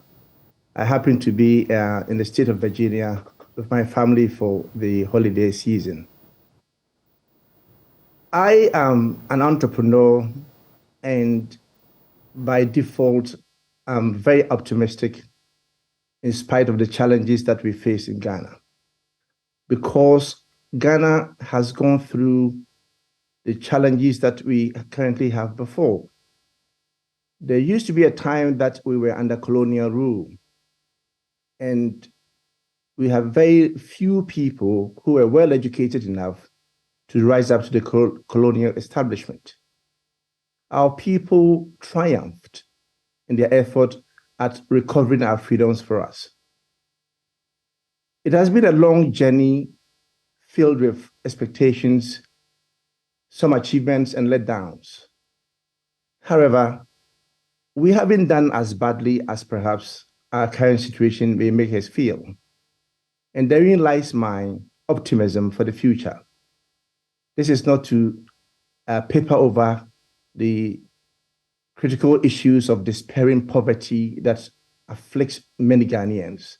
Or the last 1 year, the steep decline in the value of our currency, unemployment as an existential threat to our society in terms of national cohesion, and the catalog of challenges that people have referred to in terms of values, corruption, etc. There's no need to repeat them here. I think that when in the 1980s, we as Ghanaians courageously decided that we will alter our economic structure, we carry out economic reforms that took us away from being a rigidly state-controlled economy to one that is a liberal economy. Okay. So the economic model, which we were helped along by international development partners, that we have been operating for the last 40 years, hasn't been adequately fit for purpose. Because like an equation, if you look at one side and ignore the other, you end up having difficulties. Ghana, all of a sudden, became a free market where government decided that it will abolish price controls. Government no longer set interest rates for banks. Even Bank of Ghana, in order to find a value for our currency in relation to other currencies, used to do auctions so that the economists would say the price mechanism will clear demand and supply for foreign currency. By opening up our borders as we did, that's one side of the equation, as a result of reforms, all of a sudden, every conceivable consumer goods that you could think of, if you had money, you could find on our markets. But the liberal economic reforms always come with a very important predicate, and that is that just as you open up your markets for others to participate in your market by supplying you all these imports, you as a nation must programmatically demonstrate the capacity to export goods and services to the 8 billion people who are out there in the world, the rest of the world. Unfortunately for Ghana, this is one aspect of our economic structure that we haven't addressed. The idea that the cedi has depreciated should not have come as any surprise to any policymaker. You cannot have a one-sided solution to a problem that is dual. We are importing everything and exporting very little. Our economic structure has changed very, very, very little in the last 71 years. And that's the reason why our currency gets battered on a daily basis. That is why we don't have young people getting jobs that are decent at livable wages and therefore lifting up their standards of living. And when you have a situation that we are operating at the moment, you have a structural dysfunction, but it is repairable. That is the issue. All the points that others have made, commentators and analysts have made, are true. It is repairable because if we could reclaim our freedoms from the British, at that time, they said that the sun never sets on the rule, Britannia rule, very powerful empire, but we still a strong nation. We were able to recover. If we are determined to reform our economy in such a way that Ghana can also do a lot of exports, we should be able to make our economy a vibrant economy where Ghanaians can participate in, and people will feel a sense of belonging, that stakeholder mentality that you see in organizations where people believe that they are valued for who they are. That is our challenge, okay? All the other issues that other analysts and commentators have made are all valid. But look narrowly at the economy. This is one important thing that we can do. Perhaps we can look at our constitution. It creates the National Development Planning Commission for us. It's a creature of our constitution. I believe we need to rescue that commission from obscurity and make it an agency independent, okay, just like the Electoral Commission, just like Bank of Ghana, other institutions of state that are part of our administrative infrastructure, and bring together a group made up of individuals who are really talented to be able to do the research and plan our economy for us, okay? Because the world has reached a stage that knowledge is distributed. You can elect a president with all the promises that he or she may make, but without an underlying structure of planning, that individual is likely to do very poorly, even if there's zero corruption. We need to plan our economy. And if we can make this commission our Rosetta Stone, where it develops the infrastructure of economic planning, so that political parties, we still need political parties. We don't need military rule. We don't have a history of being successful, having soldiers as leaders of our country. We should reject it outright. We should hold on to our political system. We need the political processes as a democracy to make our people feel the way we feel now. But the economic aspects of our development is what we must address critically, okay? And if the National Development Planning Commission were allowed to do its work properly, then political parties, instead of coming with a mishmash of ideas, calling it manifesto, knowing very well that in 4 years, no matter how good you are, you do not have enough resources to implement a lot of these well-intentioned projects. The National Planning Development Commission could give options, a catalog of options where political parties, based upon their orientation, could pick and choose from. It becomes measurable because it is being done professionally. It might be the same way that when you go to the hospital and the doctor listens to your situation and gives you medicine, she can measure the progress, whether your temperature is coming down or your stomach ache is going away. It is done. The world has become a very, very technical place. And you need a structure in place that enables you to have your political leaders achieve the sort of economic development progress that we don't have at the moment. We can change governments as we've been doing the last 30 years. Insofar as there's no structure, especially the economic model we are implementing at the moment, there's nothing wrong with the model per se, technically, unless you ignore one portion of it, which we have for over 30 years. Then you are going to have a situation where constantly you are under pressure. And that is something that every nation that has done very well in the last 50 years or so, 60 years that Ghana has been independent, nations that were at the same level as we were, have been able to develop their countries because of these sort of things, in addition to the values that people talk about, integrity in government, transparency and lack of corruption, the avoidance of nepotism and those sort of things that everybody is talking about.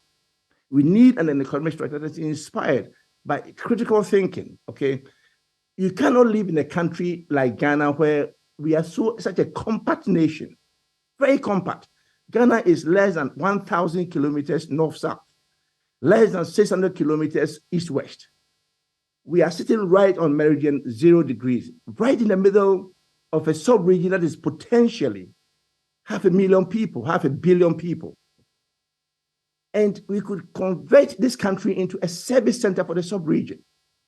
By building first-class infrastructure of roads, we have access to the sea, making our ports entrepôts so that every shipment, merchant ship coming to the West Coast, the port of Tema or Takoradi could be the port of Hope. These would generate huge sums of money for the country. And these are the things that some of the other countries such as Singapore and Malaysia, Thailand, and South Korea, countries that we began with at the same level, have been able to achieve. It is not impossible. We've done it before. And we need to really make a determination that we cannot change it. Finger pointing is not going to solve any problem. Political leaders are just representatives. They are not, a politician has a potential to be a leader. But so does the vice chancellors of our universities, business people in our communities. If you are ethical, we point fingers at politicians, but the business class, the society to which I belong, is very corrupt in Ghana. Okay, our traditional authorities, go and see the quality of land management that we have, the controversies over land. Everybody has a stake to play.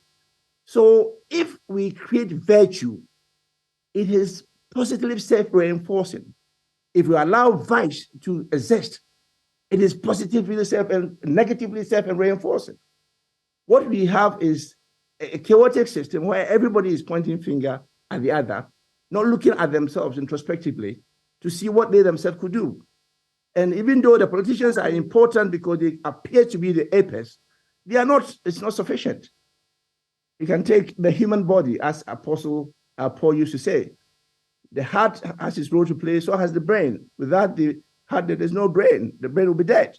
Okay, so every part of our national leadership infrastructure, and it's not only political leadership that we should think about, but every aspect from the family level all the way to our political system, traditional rulers. Okay, and then the country can really do well. There's no reason why Ghana should be a poor country. No way, if we are very, very determined. Now, there's one thing that perhaps everybody forgets about: the inability of the civilian administrators of this country to really project that kind of courage of conviction that in war times you see nations do, rally people to defend the territorial integrity of their nations. Our fight is a fight against poverty, not fight against or between two political parties or between two genders or between two tribes or that sort of thing. That is really, really pedestrian an analysis. Our fight has always been against poverty, that mortal enemy that takes us down at everywhere we turn if we do not make conscious effort to fight it. Fortunately, there are tools, okay, policy tools that any nation can implement. Now, the problem we have had, the courage that we had in the 1980s to do the structural reforms that we did, we were able to do that because it was under military rule. These were people that we hadn't voted for. But courageously, they did the structural reforms, whether you like it or not. It is a reason why Ghana is the way it is, that we can find everything that you want in Ghana. Okay. Okay. So if I could conclude, all I'm trying to say is that there's a shadow of coup d'etats, okay, that people refer to, that really restrains politicians, the civilians, from doing any radical structural change, and they coast along. And that has been a great disservice to Ghana. We should reject military rule at all its level, because no soldier in this country has been able to demonstrate to us that they can develop the country. Otherwise, Ghana will be not so poor. They have had about 50% of the years that we have had as independence as rulers of the country. The same corruption that attended the accusations against the CPP, they were with NLC, they were with Progress Party, they were with Liman's party, even PNDC, they were there. So people referring to coup d'etats is something that we should find abhorrent and reject totally. The civilians should rule the country, but we should compel them to do the right things for the majority of our people. That's all right. For the society. All right. Mr. Kosa, I have just one question for you, because you refer to the National Development Planning Commission, and part of the problem is that we don't seem to have a plan that we are working to as a nation. The National Development Planning Commission in 2017 put together a long-term national development plan for Ghana, 2018 to 2057. They titled the document Black Star Rising. There has been the argument that it is important to make this such planning document binding, so that we don't find ourselves in the situation where there is scattered piecemeal attempts to develop, and in the process we see that we are back to the IMF almost all the time, 16, 17 times. It is when the IMF is supervising our economy that we seem to be on a good trajectory. Once we check out, then soon we are back to them. Will you support such an idea for a binding national development plan? Will it help?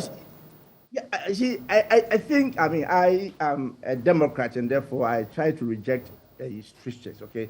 It is a part of the solution set.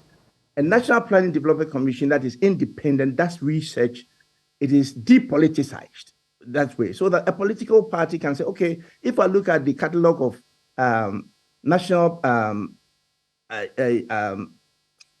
projects that I could do as a political party in 4 years, these are the things that I like because I'm oriented toward perhaps more social spending as opposed to, say, spending in other aspects of the economy. That is fine. It should serve as a guide, but we should project it. It should be reformatted so that it has the same status, something like in the US, they have the reserve system, like Bank of Ghana. It's very independent. The president appoints it. It has a group of people, but these are very, very technically competent people. And they make the decisions. Well, we can choose to make them binding, but you still want the political authority because the people have voted for the individuals to be the ones who drive the agenda for a nation. That's what democracy is meant. But it serves as a very useful guide so that we can measure. Instead of you and I sitting down and coming up with a long list of mishmash of ideas, we call it manifesto, at least people can measure that. If you look at national development planning projects, these are the conceivable outcomes that you can have, as opposed to people coming there. The political parties, let us be honest, okay? They are not well funded. That's why there's so much patronage. There's very little research. They get power, and within 48 months, they have to try to deliver sort of things. So they do all kinds of stuff as if we can coast along and success will come. But if you have a plan that you can pick from, and you are very, very systematic, very thorough about it, then you are more likely to enhance your chances of success. So I'll agree, but I'll be very careful not to make it strictures, okay, too much restrictive. It provides an option for our political system to derive some value for us because we don't have the resources. The president, for example, introduced free SHS. A brilliant idea. But is free SHS based upon a boarding school system a very sustainable proposition? I would say no. But they did it for political expediency. You see, a National Development Planning Commission would have done through several iterations and given you options. If you do option A, these are the consequences. If you do option B, it makes the development process more intelligent. Imagine saying, well, when you go to the hospital, you expect the doctor to listen to you very carefully, look at your symptoms, and give you solutions. Economics is the same thing. Economics has come a very long way since the time of Alfred Marshall, okay? And people don't just do things haphazardly. A poor country just don't have the luxury. We just don't have the luxury to do the way we are doing things. Right. And then if you add up all the corruption and that sort of thing on top of it, the values that we have lost and that sort of, then it makes it a very, very chaotic situation. But it is salvageable. That's the beauty about it all. It was Apostle Paul who became Saul of Tarsus, who became Paul of the New Testament. Okay, we should have this epiphany. The fact that we can have this conversation, it's very good enough for our country. And people of goodwill, not only politicians. It's a mistake to think that a politician is a leader. No, it is not. In a modern society, please. Let us think. Everybody, you are there as a media person. You are leaders of the society. Being a citizen, you are a primary leader of your nation. A politician is a subordinate. He's supposed to serve society, citizenship. Okay? And we give too much credit to the political class, and that is part of our problem. Right. And I think we reconfigure our thinking away from the structure that we had. Okay. Thank you so very much, Mr. Roland Dakosa, for sacrificing your time to join us and to share with us on the Change Speaker series. And very important issue he speaks to, and the need for us to be able to work towards a plan. We must get to a point when one government will not spend a whopping 160 million United States dollars to put up what it called affordable housing at Seglime. And they remain sitting there and now are getting rotten. And we have to pump an extra 114 million United States dollars to complete. We can't find that money, and we have new of such projects going on. And as we speak, a unit of that building will cost the citizen about $205,000 US dollars. How affordable is that? What plan are we working to? We'll take a break. We'll be right back for our final installment in the Change Speaker series.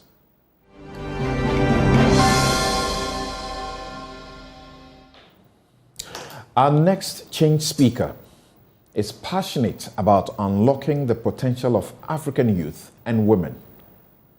She mentors young people across several organizations, including Sponsors for Education Opportunity, SEO, and Emerging Public Leaders. Rosie Finn is a distinguished change leader with a wealth of experience in international development, telecommunications, financial services, consulting, and insurance. She has over a decade's executive level experience in transforming organizations across Africa, the United States, and the Caribbean. Rosie is currently the Ghana Country Director at the MasterCard Foundation, where she is overseeing the delivery of the foundation's Young Africa Works strategy to enable upwards of 3 million young Ghanaian women and men to access dignified and fulfilling work by 2030. Rosie holds an MBA from the Harvard Business School and a Bachelor of Arts honors in Computer Science and Mathematics from Smith College, Massachusetts, in the USA. She presents to us partnering young people to create dignified and fulfilling opportunities and work for national developments. Rosie, thank you so very much for making time to join us. Please, let's hear you. Thank you so much, Samson. Listening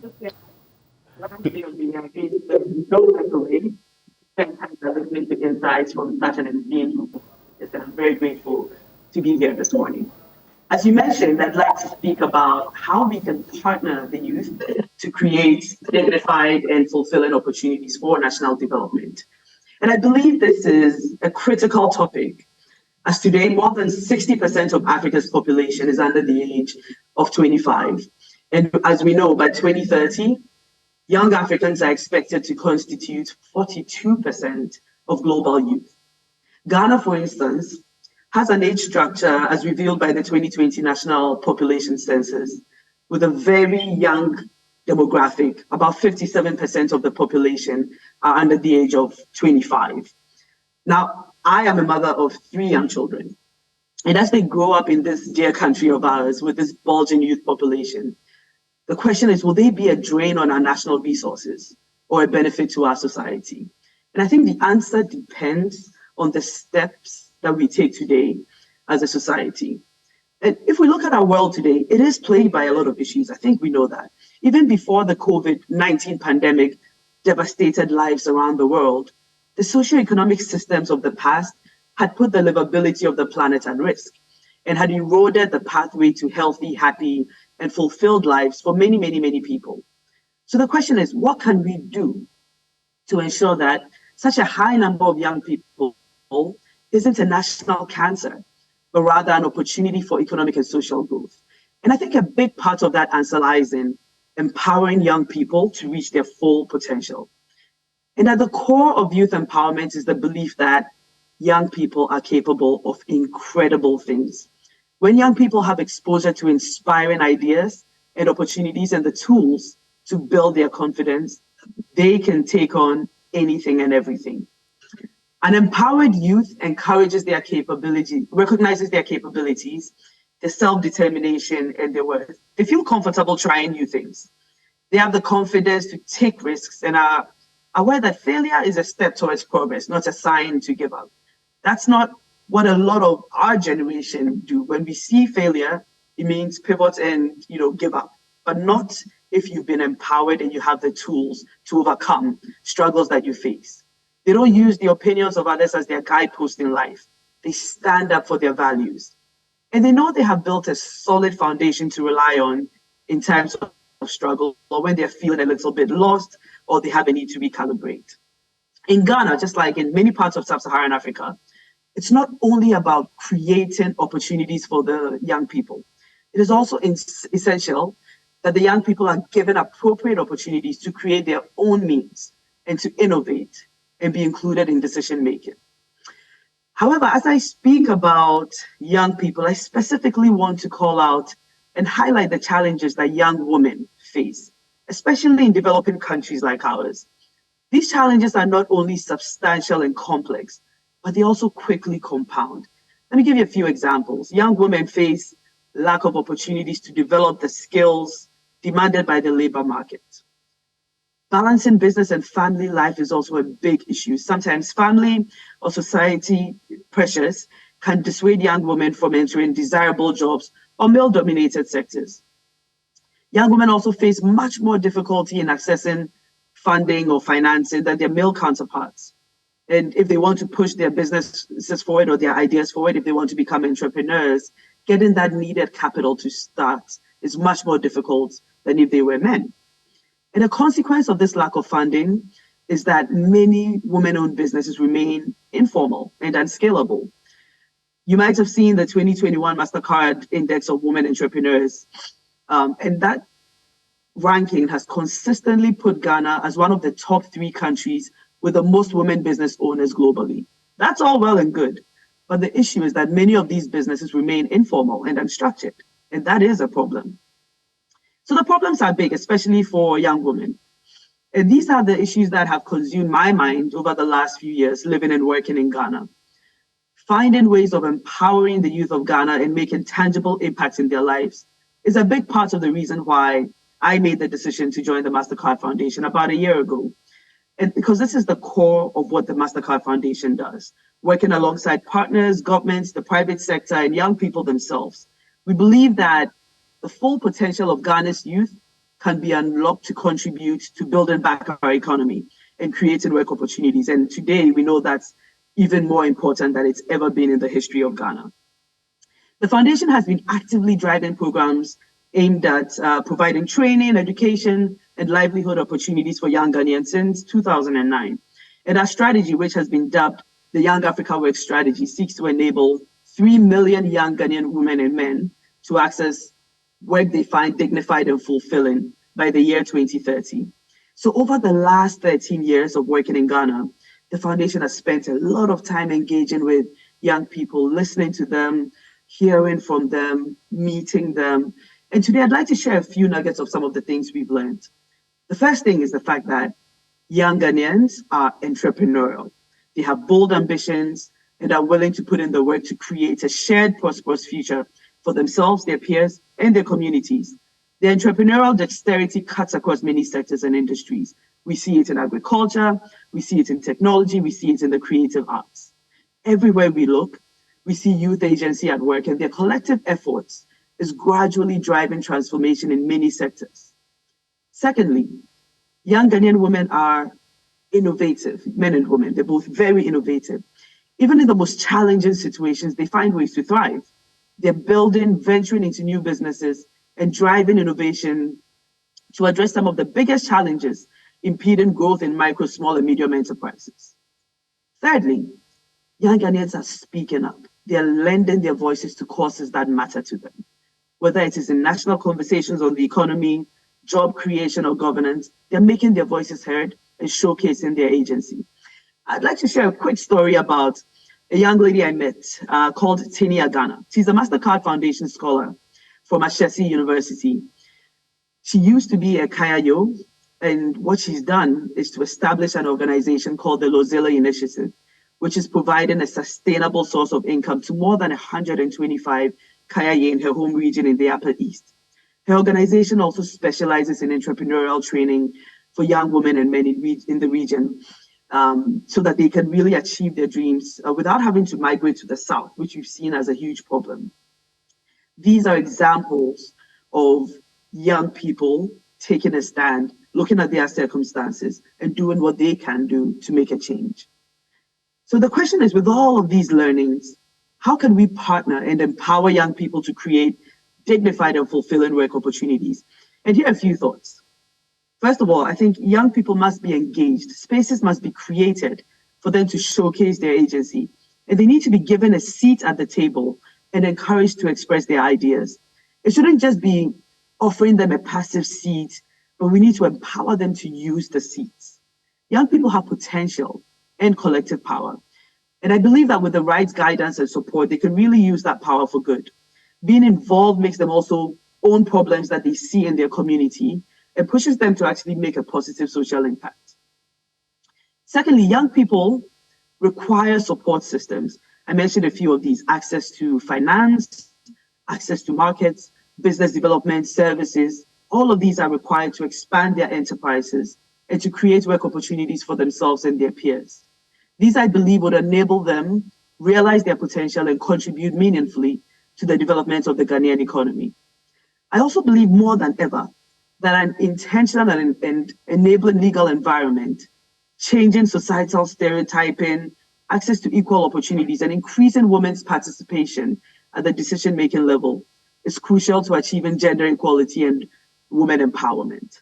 I think it was Dr. Yao Pebi who touched on this in his delivery, and I couldn't agree with him more. I think he had an analogy where he said that it's like having a bird with two wings, and yet you're only strengthening one wing. You will never reach your destination if women are held behind. Look at what Rwanda did when they implemented a law on 30% representation of women in parliament. They have moved the needle on this from paper to concrete actions. And today, the proportion of MPs who are women is currently at 61% in Rwanda. And this is way above the global average of 26%. This is intentionality. Gender mainstreaming to improve the effectiveness of youth employment programs should be non-negotiable. This should involve opening up sectors that are traditionally male-dominated to women. Women have immense disadvantages, especially in areas such as STEM. Look, I come from a computer science background, so this is something that's very stark, right? And so this needs to be a huge priority for youth employment, ensuring that we bring women in when it comes to especially digital and technical jobs. We also need to create mentoring and support networks and tap into the experience of professionals in the society. This will help to leverage personal and professional networks for young people to find support. And for those who have found success, they can also start mentoring other people. Showing role models who are blazing trails and making waves across their fields must be encouraged as well for other young people to see what is possible.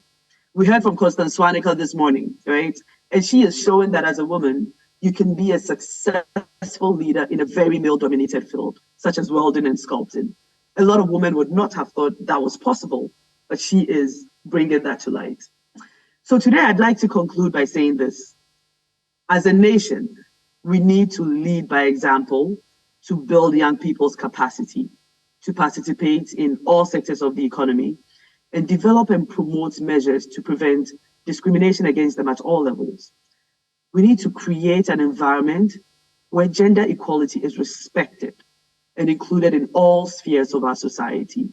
And this includes advocating for and developing legal frameworks that will support the growth of the youth and women. If young people are the future, and we want that future to be bright, we need to be intentional about working for and with them. And that needs to start now. In fact, this should have started already. Thank you. Let me take this opportunity to wish everyone a Happy New Year in advance. Back to you, Samson. Thank you very much. Today is the 31st of December. In some hours, we'll be crossing over into a new year. Rosie Fing is inviting all of us and challenging us, just like Constance Swanica, to keep a good focus and be deliberate about empowering our youth. Rosie Fing, thank you once again. She's Ghana Country Director, MasterCard Foundation.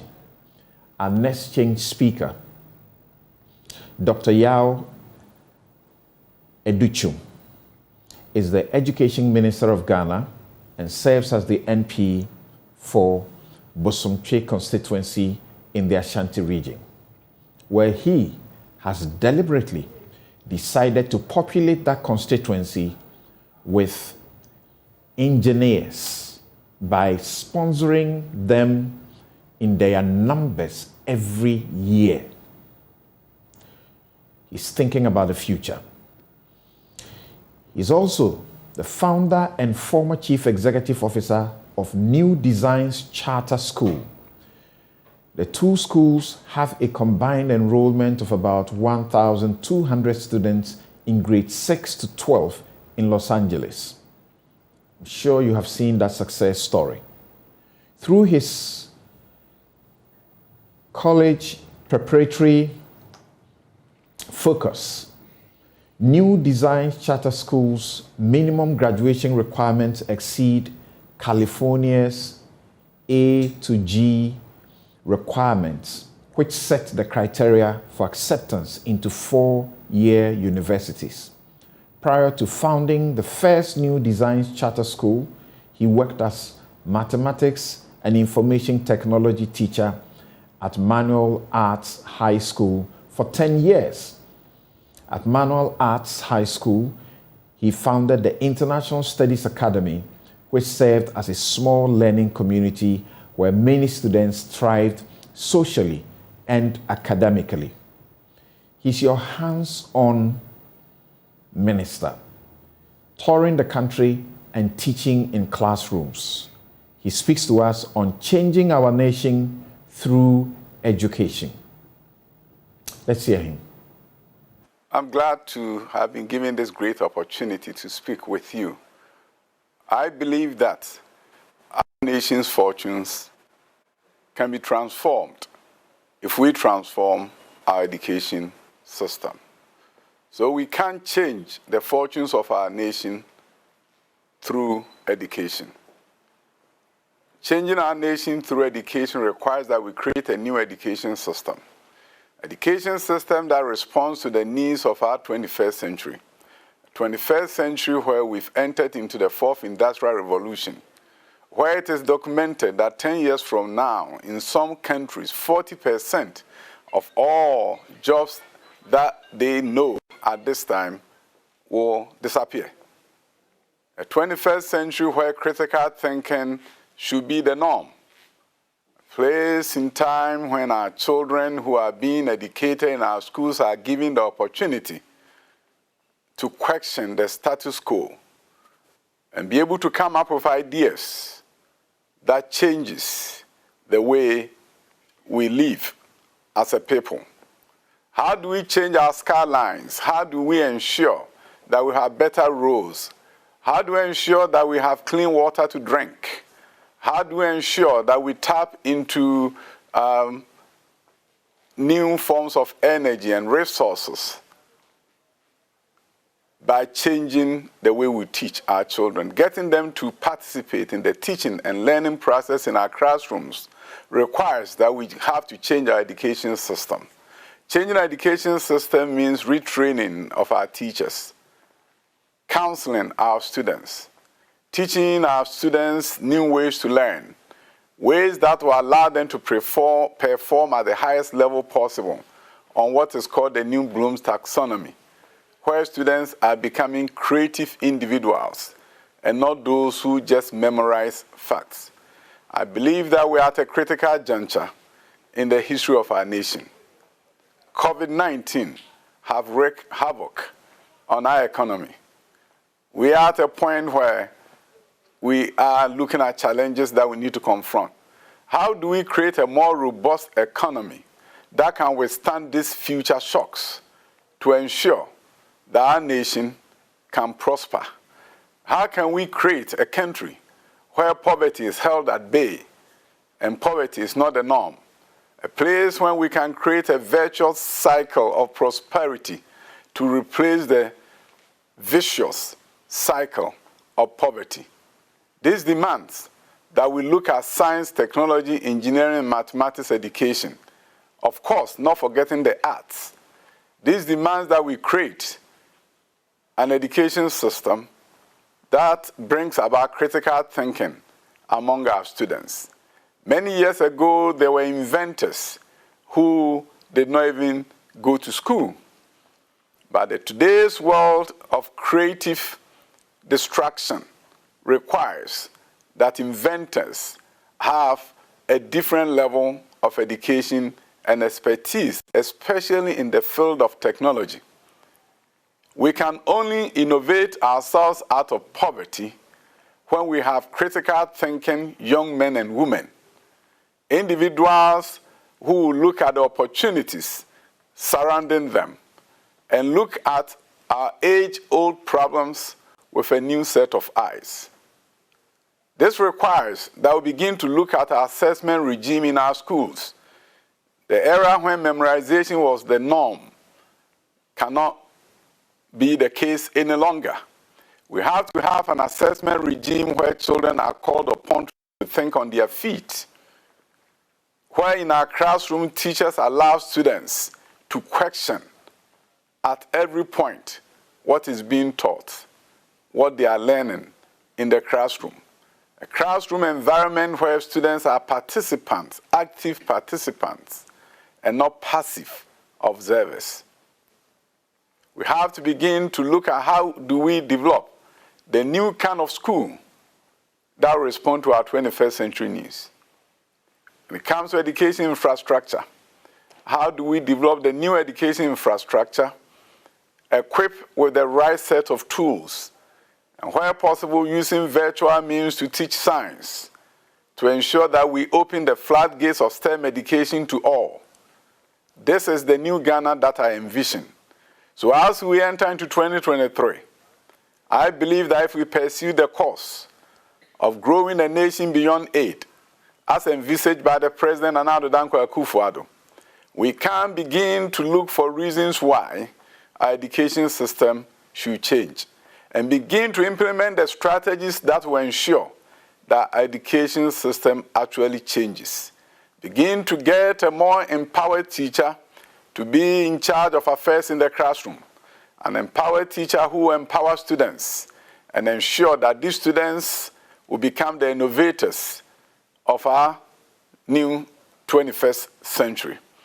In an environment where teaching and learning will become something that is appreciated and cherished, not because we have to write an exam, but because we have to overcome the challenges that we face as a nation. And that should be the kind of education system we all pursue.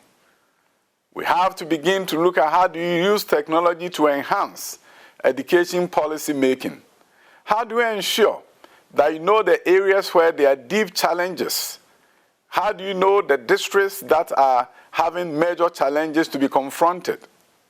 That is why I'm so happy that we have the National Standardized Test, which with the permission and resources from the President, we are now assessing students in Primary 2 and Primary 4 across the length and breadth of this nation.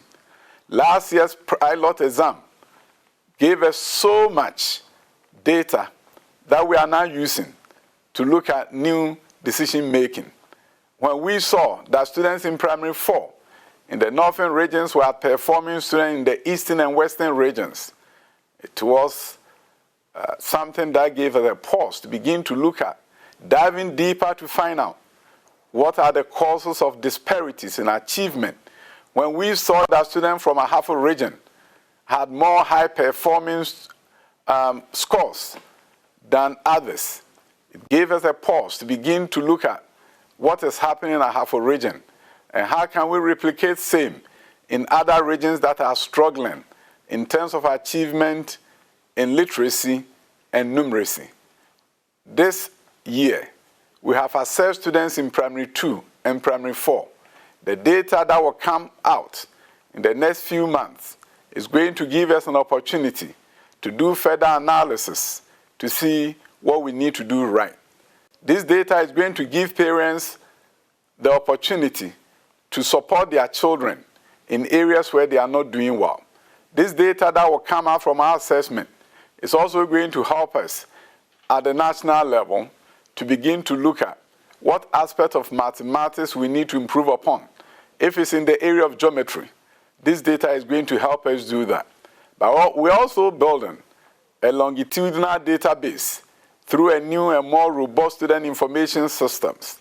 With the deployment of the system, we're going to be able to track student performance from across the length and breadth of this nation, be able to know which regions are having high dropout rate, drill down from the region to the district and to a school level and even to a student level, for us to forever know that if we say there's a high dropout rate in one region, it is probably not a dropout. It may be because the students are moving from that region to another region. But for the first time in the history of this nation, when we build a student information system, we are going to be able to know how students are doing, how communities are doing. This leads me to one innovative approach that we're going to be employing in the coming year, and that is community of excellence. I believe we can transform one village at a time through education. But in order for us to do that, we have to be able to measure the learning poverty in that community and change it once and for all.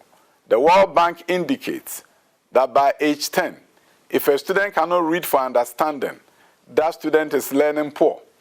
But also, if that community cannot have students reading for understanding, there's learning poverty in that community. In sub-Saharan Africa, the last data that came out indicated that 87% of students are not reading for understanding.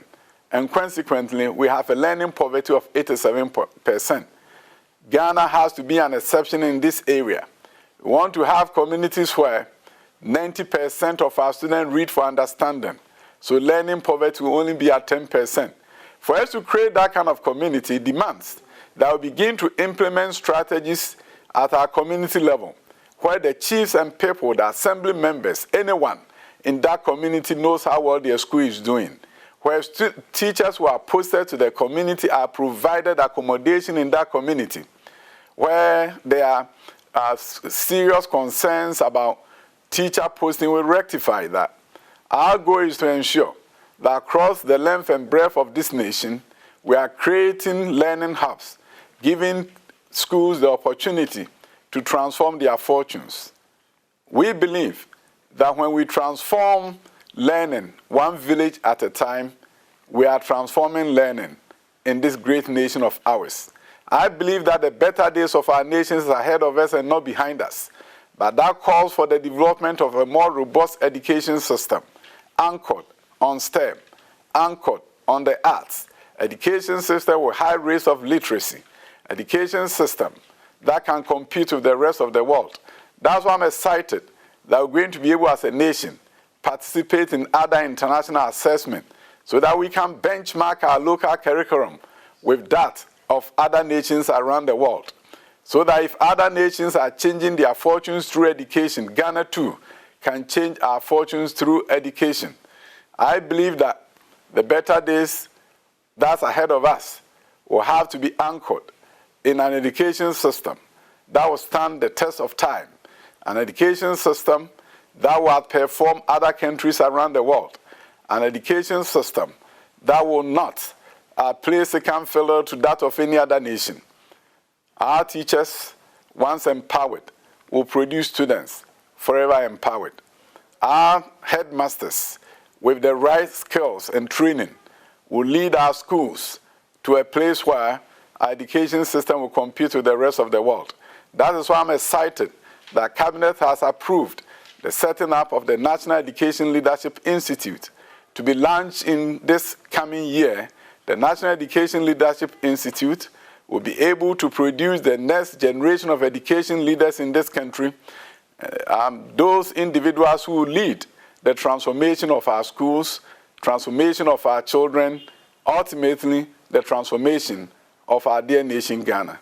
Thank you for this wonderful opportunity. Dr. Yao Osei Educhum, the man in the league of rare political leaders who give you hope and reason to hope that what is broken can be fixed. He says, transforming one village at a time using education. And he's showing by example. He is deliberate about this. He has a program where he's producing at least 100 engineers in his Bosumtwe constituency in 10 years. It's only 2 years since he started this project, but he has already put over 90 students in science and technology universities on full scholarship. Thank you very much. We go to our final guest, who is leading the agricultural revolution, not in Ghana, surprisingly, in Nigeria, but he's doing something also in Ghana. Before we hear from him, this show is brought to you by Bank of Africa, strong as a group and close as a partner, MTN everywhere you go. Star Assurance, your solid partner, Chelsea University, educating ethical and entrepreneur leaders for Africa. Robert & Sons Optical Services, your comprehensive eye care service provider for 31 years. Duraplus, how you get your water matters. Remember, where Duraplus goes, water flows. St. Thomas Eye Hospital, providing excellence in eye care. Hoptel, everything you. My Way Insurance, you dial *165# on the MTN to join. And Mark Dan Aviation, your dependable private aviation request solved. Abraham Odum, Juma Odum, was a member of the 7th Parliament of the 4th Republic of Ghana, representing the Twifu Etimokwa constituency in the Central Region. He was a Deputy Minister for Local Government and Rural Development between 2005 and 2007. He was an agricultural consultant for cocoa redevelopment at Novel Commodities SA in Geneva, Switzerland from 2014 to 2016. He was also a policy advisor on Competitive Africa Rice Initiative in Nigeria and Bill Melinda Gates Foundation from 2014 to 2016. In Parliament, he was a vice chairman for the Food, Agriculture and Cocoa Affairs Select Committee from 2017 to 2021. Currently, he's a local lead consultant for the NSS Youth into Agriculture project in Kumawu. He speaks to us on Ghana's overdue agricultural transformation and the way forward. Mr. Juma Odum, thank you very much for making the time to join us. Please, let's hear you. Thank you, Samson. Let me also join to say Happy New Year to all Ghanaians, and especially my esteemed farmers. I mean the peasant farmers, my cocoa farmers, my rice millers, soya bean processors, and poultry farmers as well. And say that we are with them, and we know that 2023 is going to be a prosperous new year for all of them, because we are still talking. Yeah, something like you said, I think my topic for the day, as you have already said, Ghana's agricultural transformation is long overdue. Ghana have had glimpses of a transformation here and there. One of such was the Operation Feed Yourself. It was a program that came that we should have taken advantage to really transform our agriculture, but we miss it. Why we miss it, I'll be explaining later.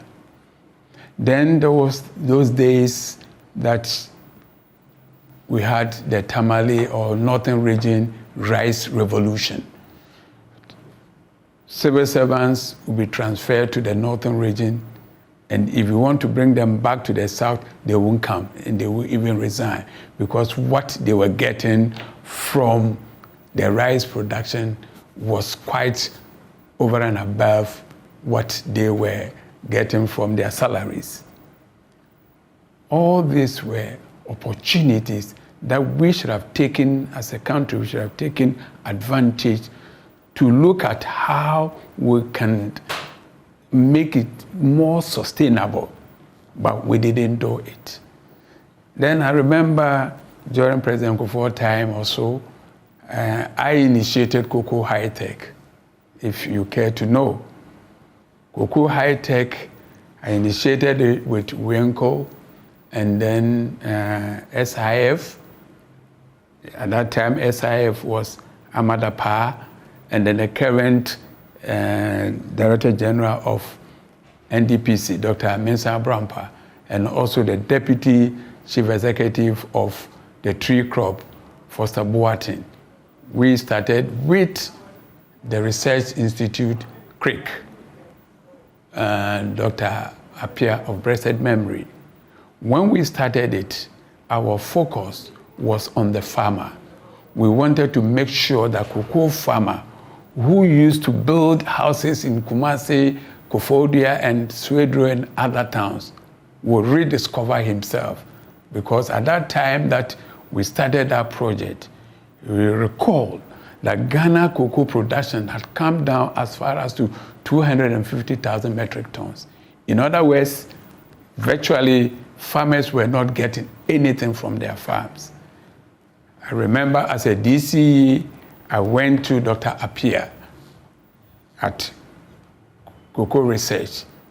Doctor, I've come and I believe that as a district chief executive, I have a responsibility for the socioeconomic aspect of my people, and therefore I need your assistance.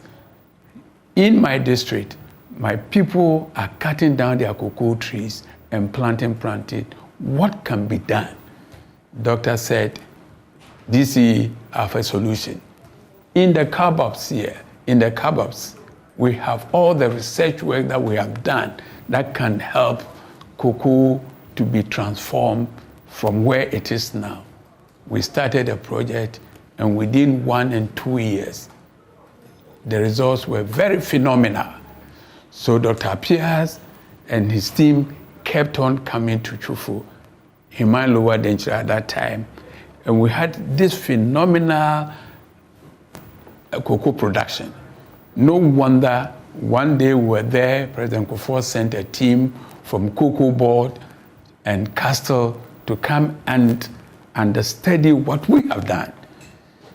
When they came and we took them to the farm, I mean, the story was such an interesting story that they had no option but to do a report, which report recommended a replication of the Chufu Himan Lower Denchira experience. That is what came out to be cocoa high tech in Ghana. So the hope from there, what I learned was that there was a disconnect between research and what was happening on the field. Because here was Dr. Appiah's team who had a lot of research work, and yet that research was not getting to the ground. The moment there was that connection, we saw that phenomenal, and that experience was such that if we had taken advantage of it and built upon it, I don't think we would have come to this era now where cocoa farmers are giving their lands up to Galamsey. Because at the end of the day, I remember those days at SI Hotel. We came there and we sat down, we did a plan for Ghana producing over 1 million tons of cocoa. So if in 2010, Ghana was able to do 1 million tons of cocoa, it was as a result of a meeting that we held at SI Hotel 2008 that resulted, because there we look at all the issues, what must be done by government and what must be done by the farmers and what must be done by Cocoa Board. And when this thing was pioneered, no wonder in 2010 Ghana hit the mark, because at that time we realized that Ghana had 1.6 million hectares of cocoa land. So if we target that we get 1 ton per 1 hectare, it means we're going to get about 1.6 million tons. So at the rate of, say, 80% performance, we will get about 1 million. And how do you do it? If you can get every tree to give you 25 pods of cocoa, you are getting 1 kilo. And 1 hectare, you have 1,100 trees. So at least every hectare could safely give you 1 ton of cocoa. That is how we, arrive at getting 1-point-something million tons. In fact, we targeted 1.2 million tons. So when we hit 1 million, it means we're on course. You see, the opportunity loss is that we couldn't sustain the tempo. Now we are coming down. And as we are coming down, the interest of the farmers was also dwindling. So we are talking about the overdue transformation. We have not... You're talking about deliberate things that you did to give Ghana,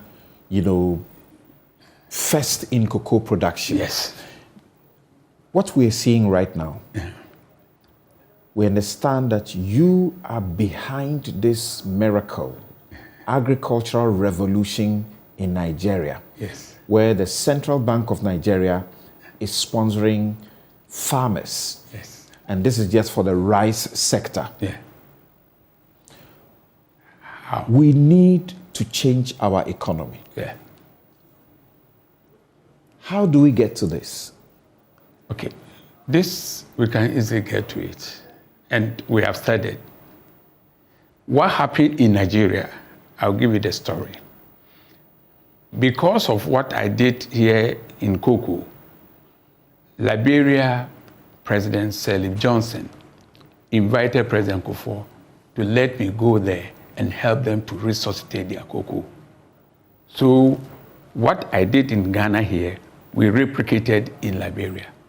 It was there that I came to a realization that Africa needs to do something about rice. Because you go to Liberia, Samson, their staple food is rice. And yet they were importing everything. It was there that I did a concept paper, brought it to President Kufuor. That, Mr. President, now that you are out of office and you are coming out with a foundation to help, can we do this in agriculture? And he accepted it. Then he asked me to see one Professor Amano, Legon, Economics Department.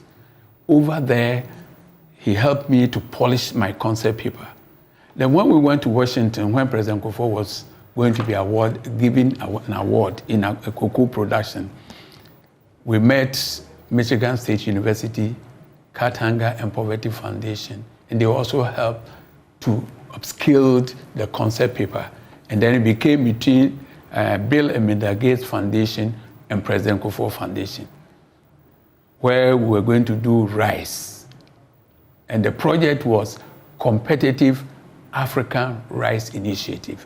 In other words, if Africa has to do rice, we have to do it competitively in terms of quality and then the price, and then also availability, because you cannot compete with the Thailand's and the Vietnam's rice if you don't look at these three components of rice production. That's quality, the price, and then availability. And the project was in Ghana, Burkina, Nigeria, and Tanzania. I was in the head office, that is Nigeria. So when I was there, then I realized it was an opportunity for me as a leader to also do something to help Africa.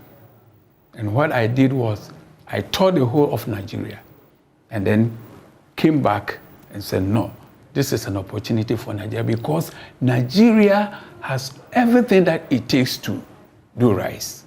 Land is there, water is there, the sunshine is there. The same thing in Ghana here. That's the question. So what I did was... Our economy is suffering because of issues including import substitution. Yes. So what I did was I recognized that I needed to call the stakeholders, and I'll be talking about it, the value chain.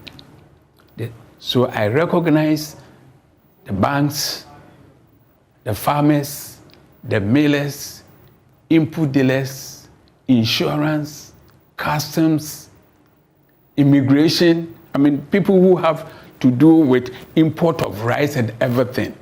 Then we had a meeting. And in that meeting, I ask a question, that we have this, we have this, we have that. That put together can make us produce enough rice. So what is the problem? And we realized it was the links between the stakeholders.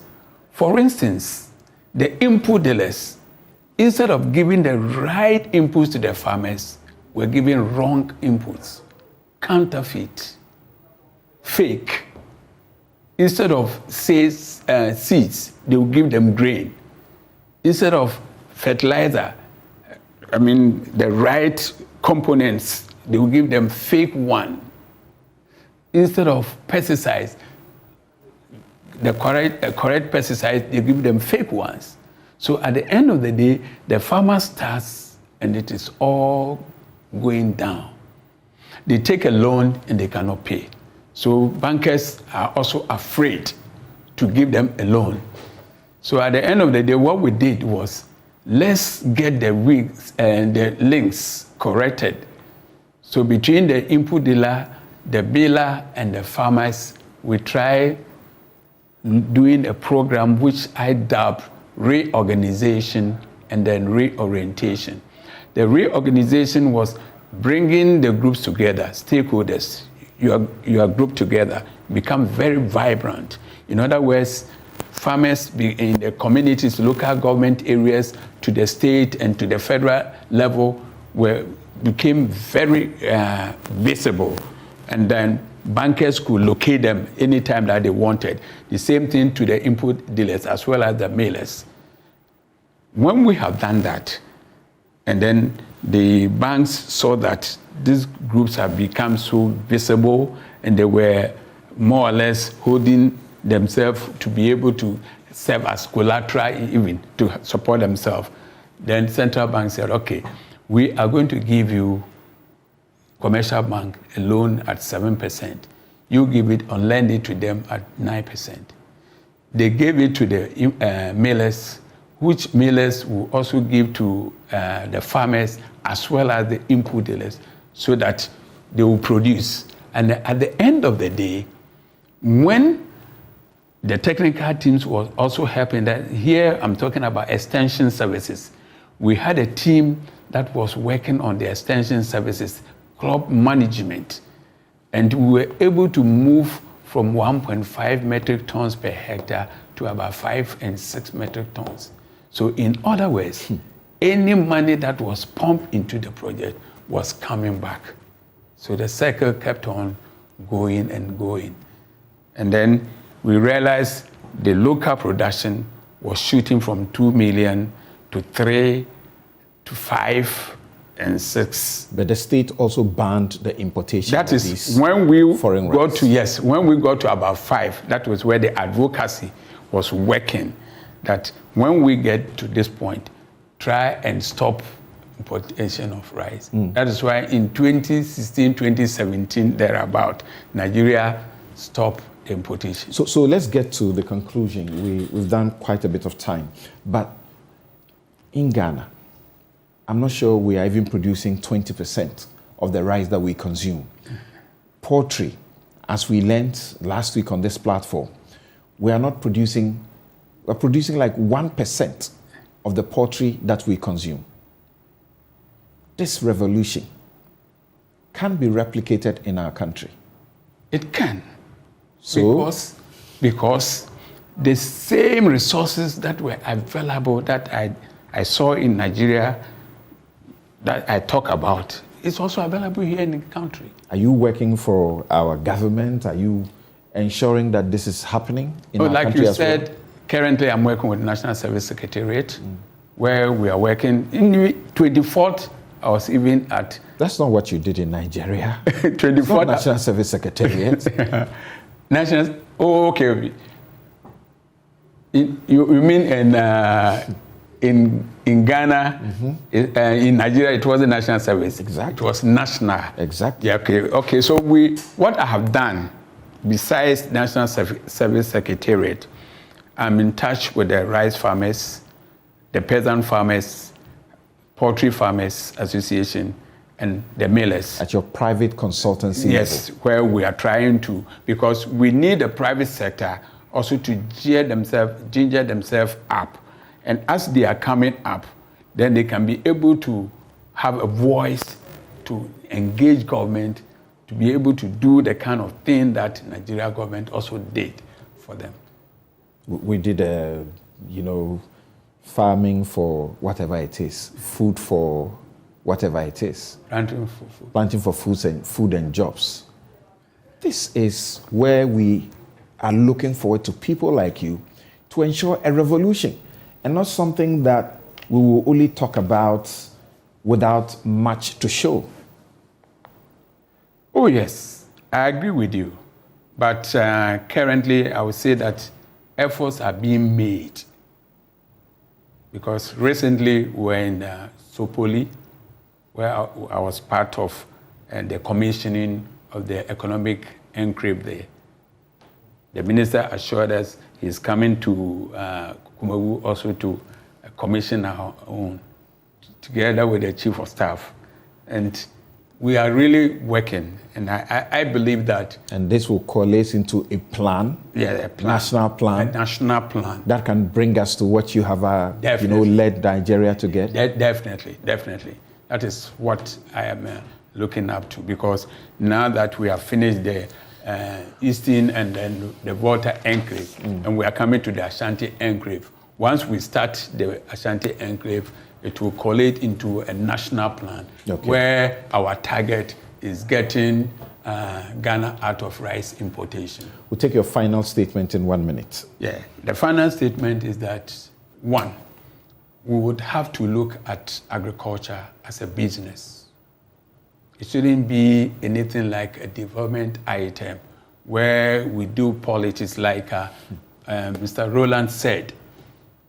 And I would wish that we situate agriculture seriously in NDPC, where NDPC will have a plan for our agriculture.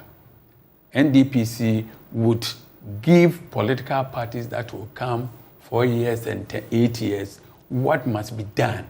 For instance, if we decide that we don't want to import rice, we don't want to import any other thing, it's NDPC who will be championing it through our political parties. If we're able to do that, then as a country, we'll be able to come out of a lot of importation, because it's sad, for instance, for us to import toothpick. It's sad for us to import poultry, because we have everything that we can do to do our own chicken. Poultry, and we are importing 99% of that. Yes. And here in Ghana, I've started some pilot projects somewhere where we are doing free range, not even cage, free range. And the performance is very, very, amazing. Thank you very much. That is Abraham Juma Odum, the man spearheading an agricultural revolution in Nigeria as far as rice production is concerned. And we hope and pray that the nation is tapping into his expertise to replicate that, to ensure an organic economic revival for Ghana, because that's where we must get to, so that we don't continue to go back to the IMF. This has been Newsfile. It's been your Joy Change Speakers Series 3. And thank you to our guests.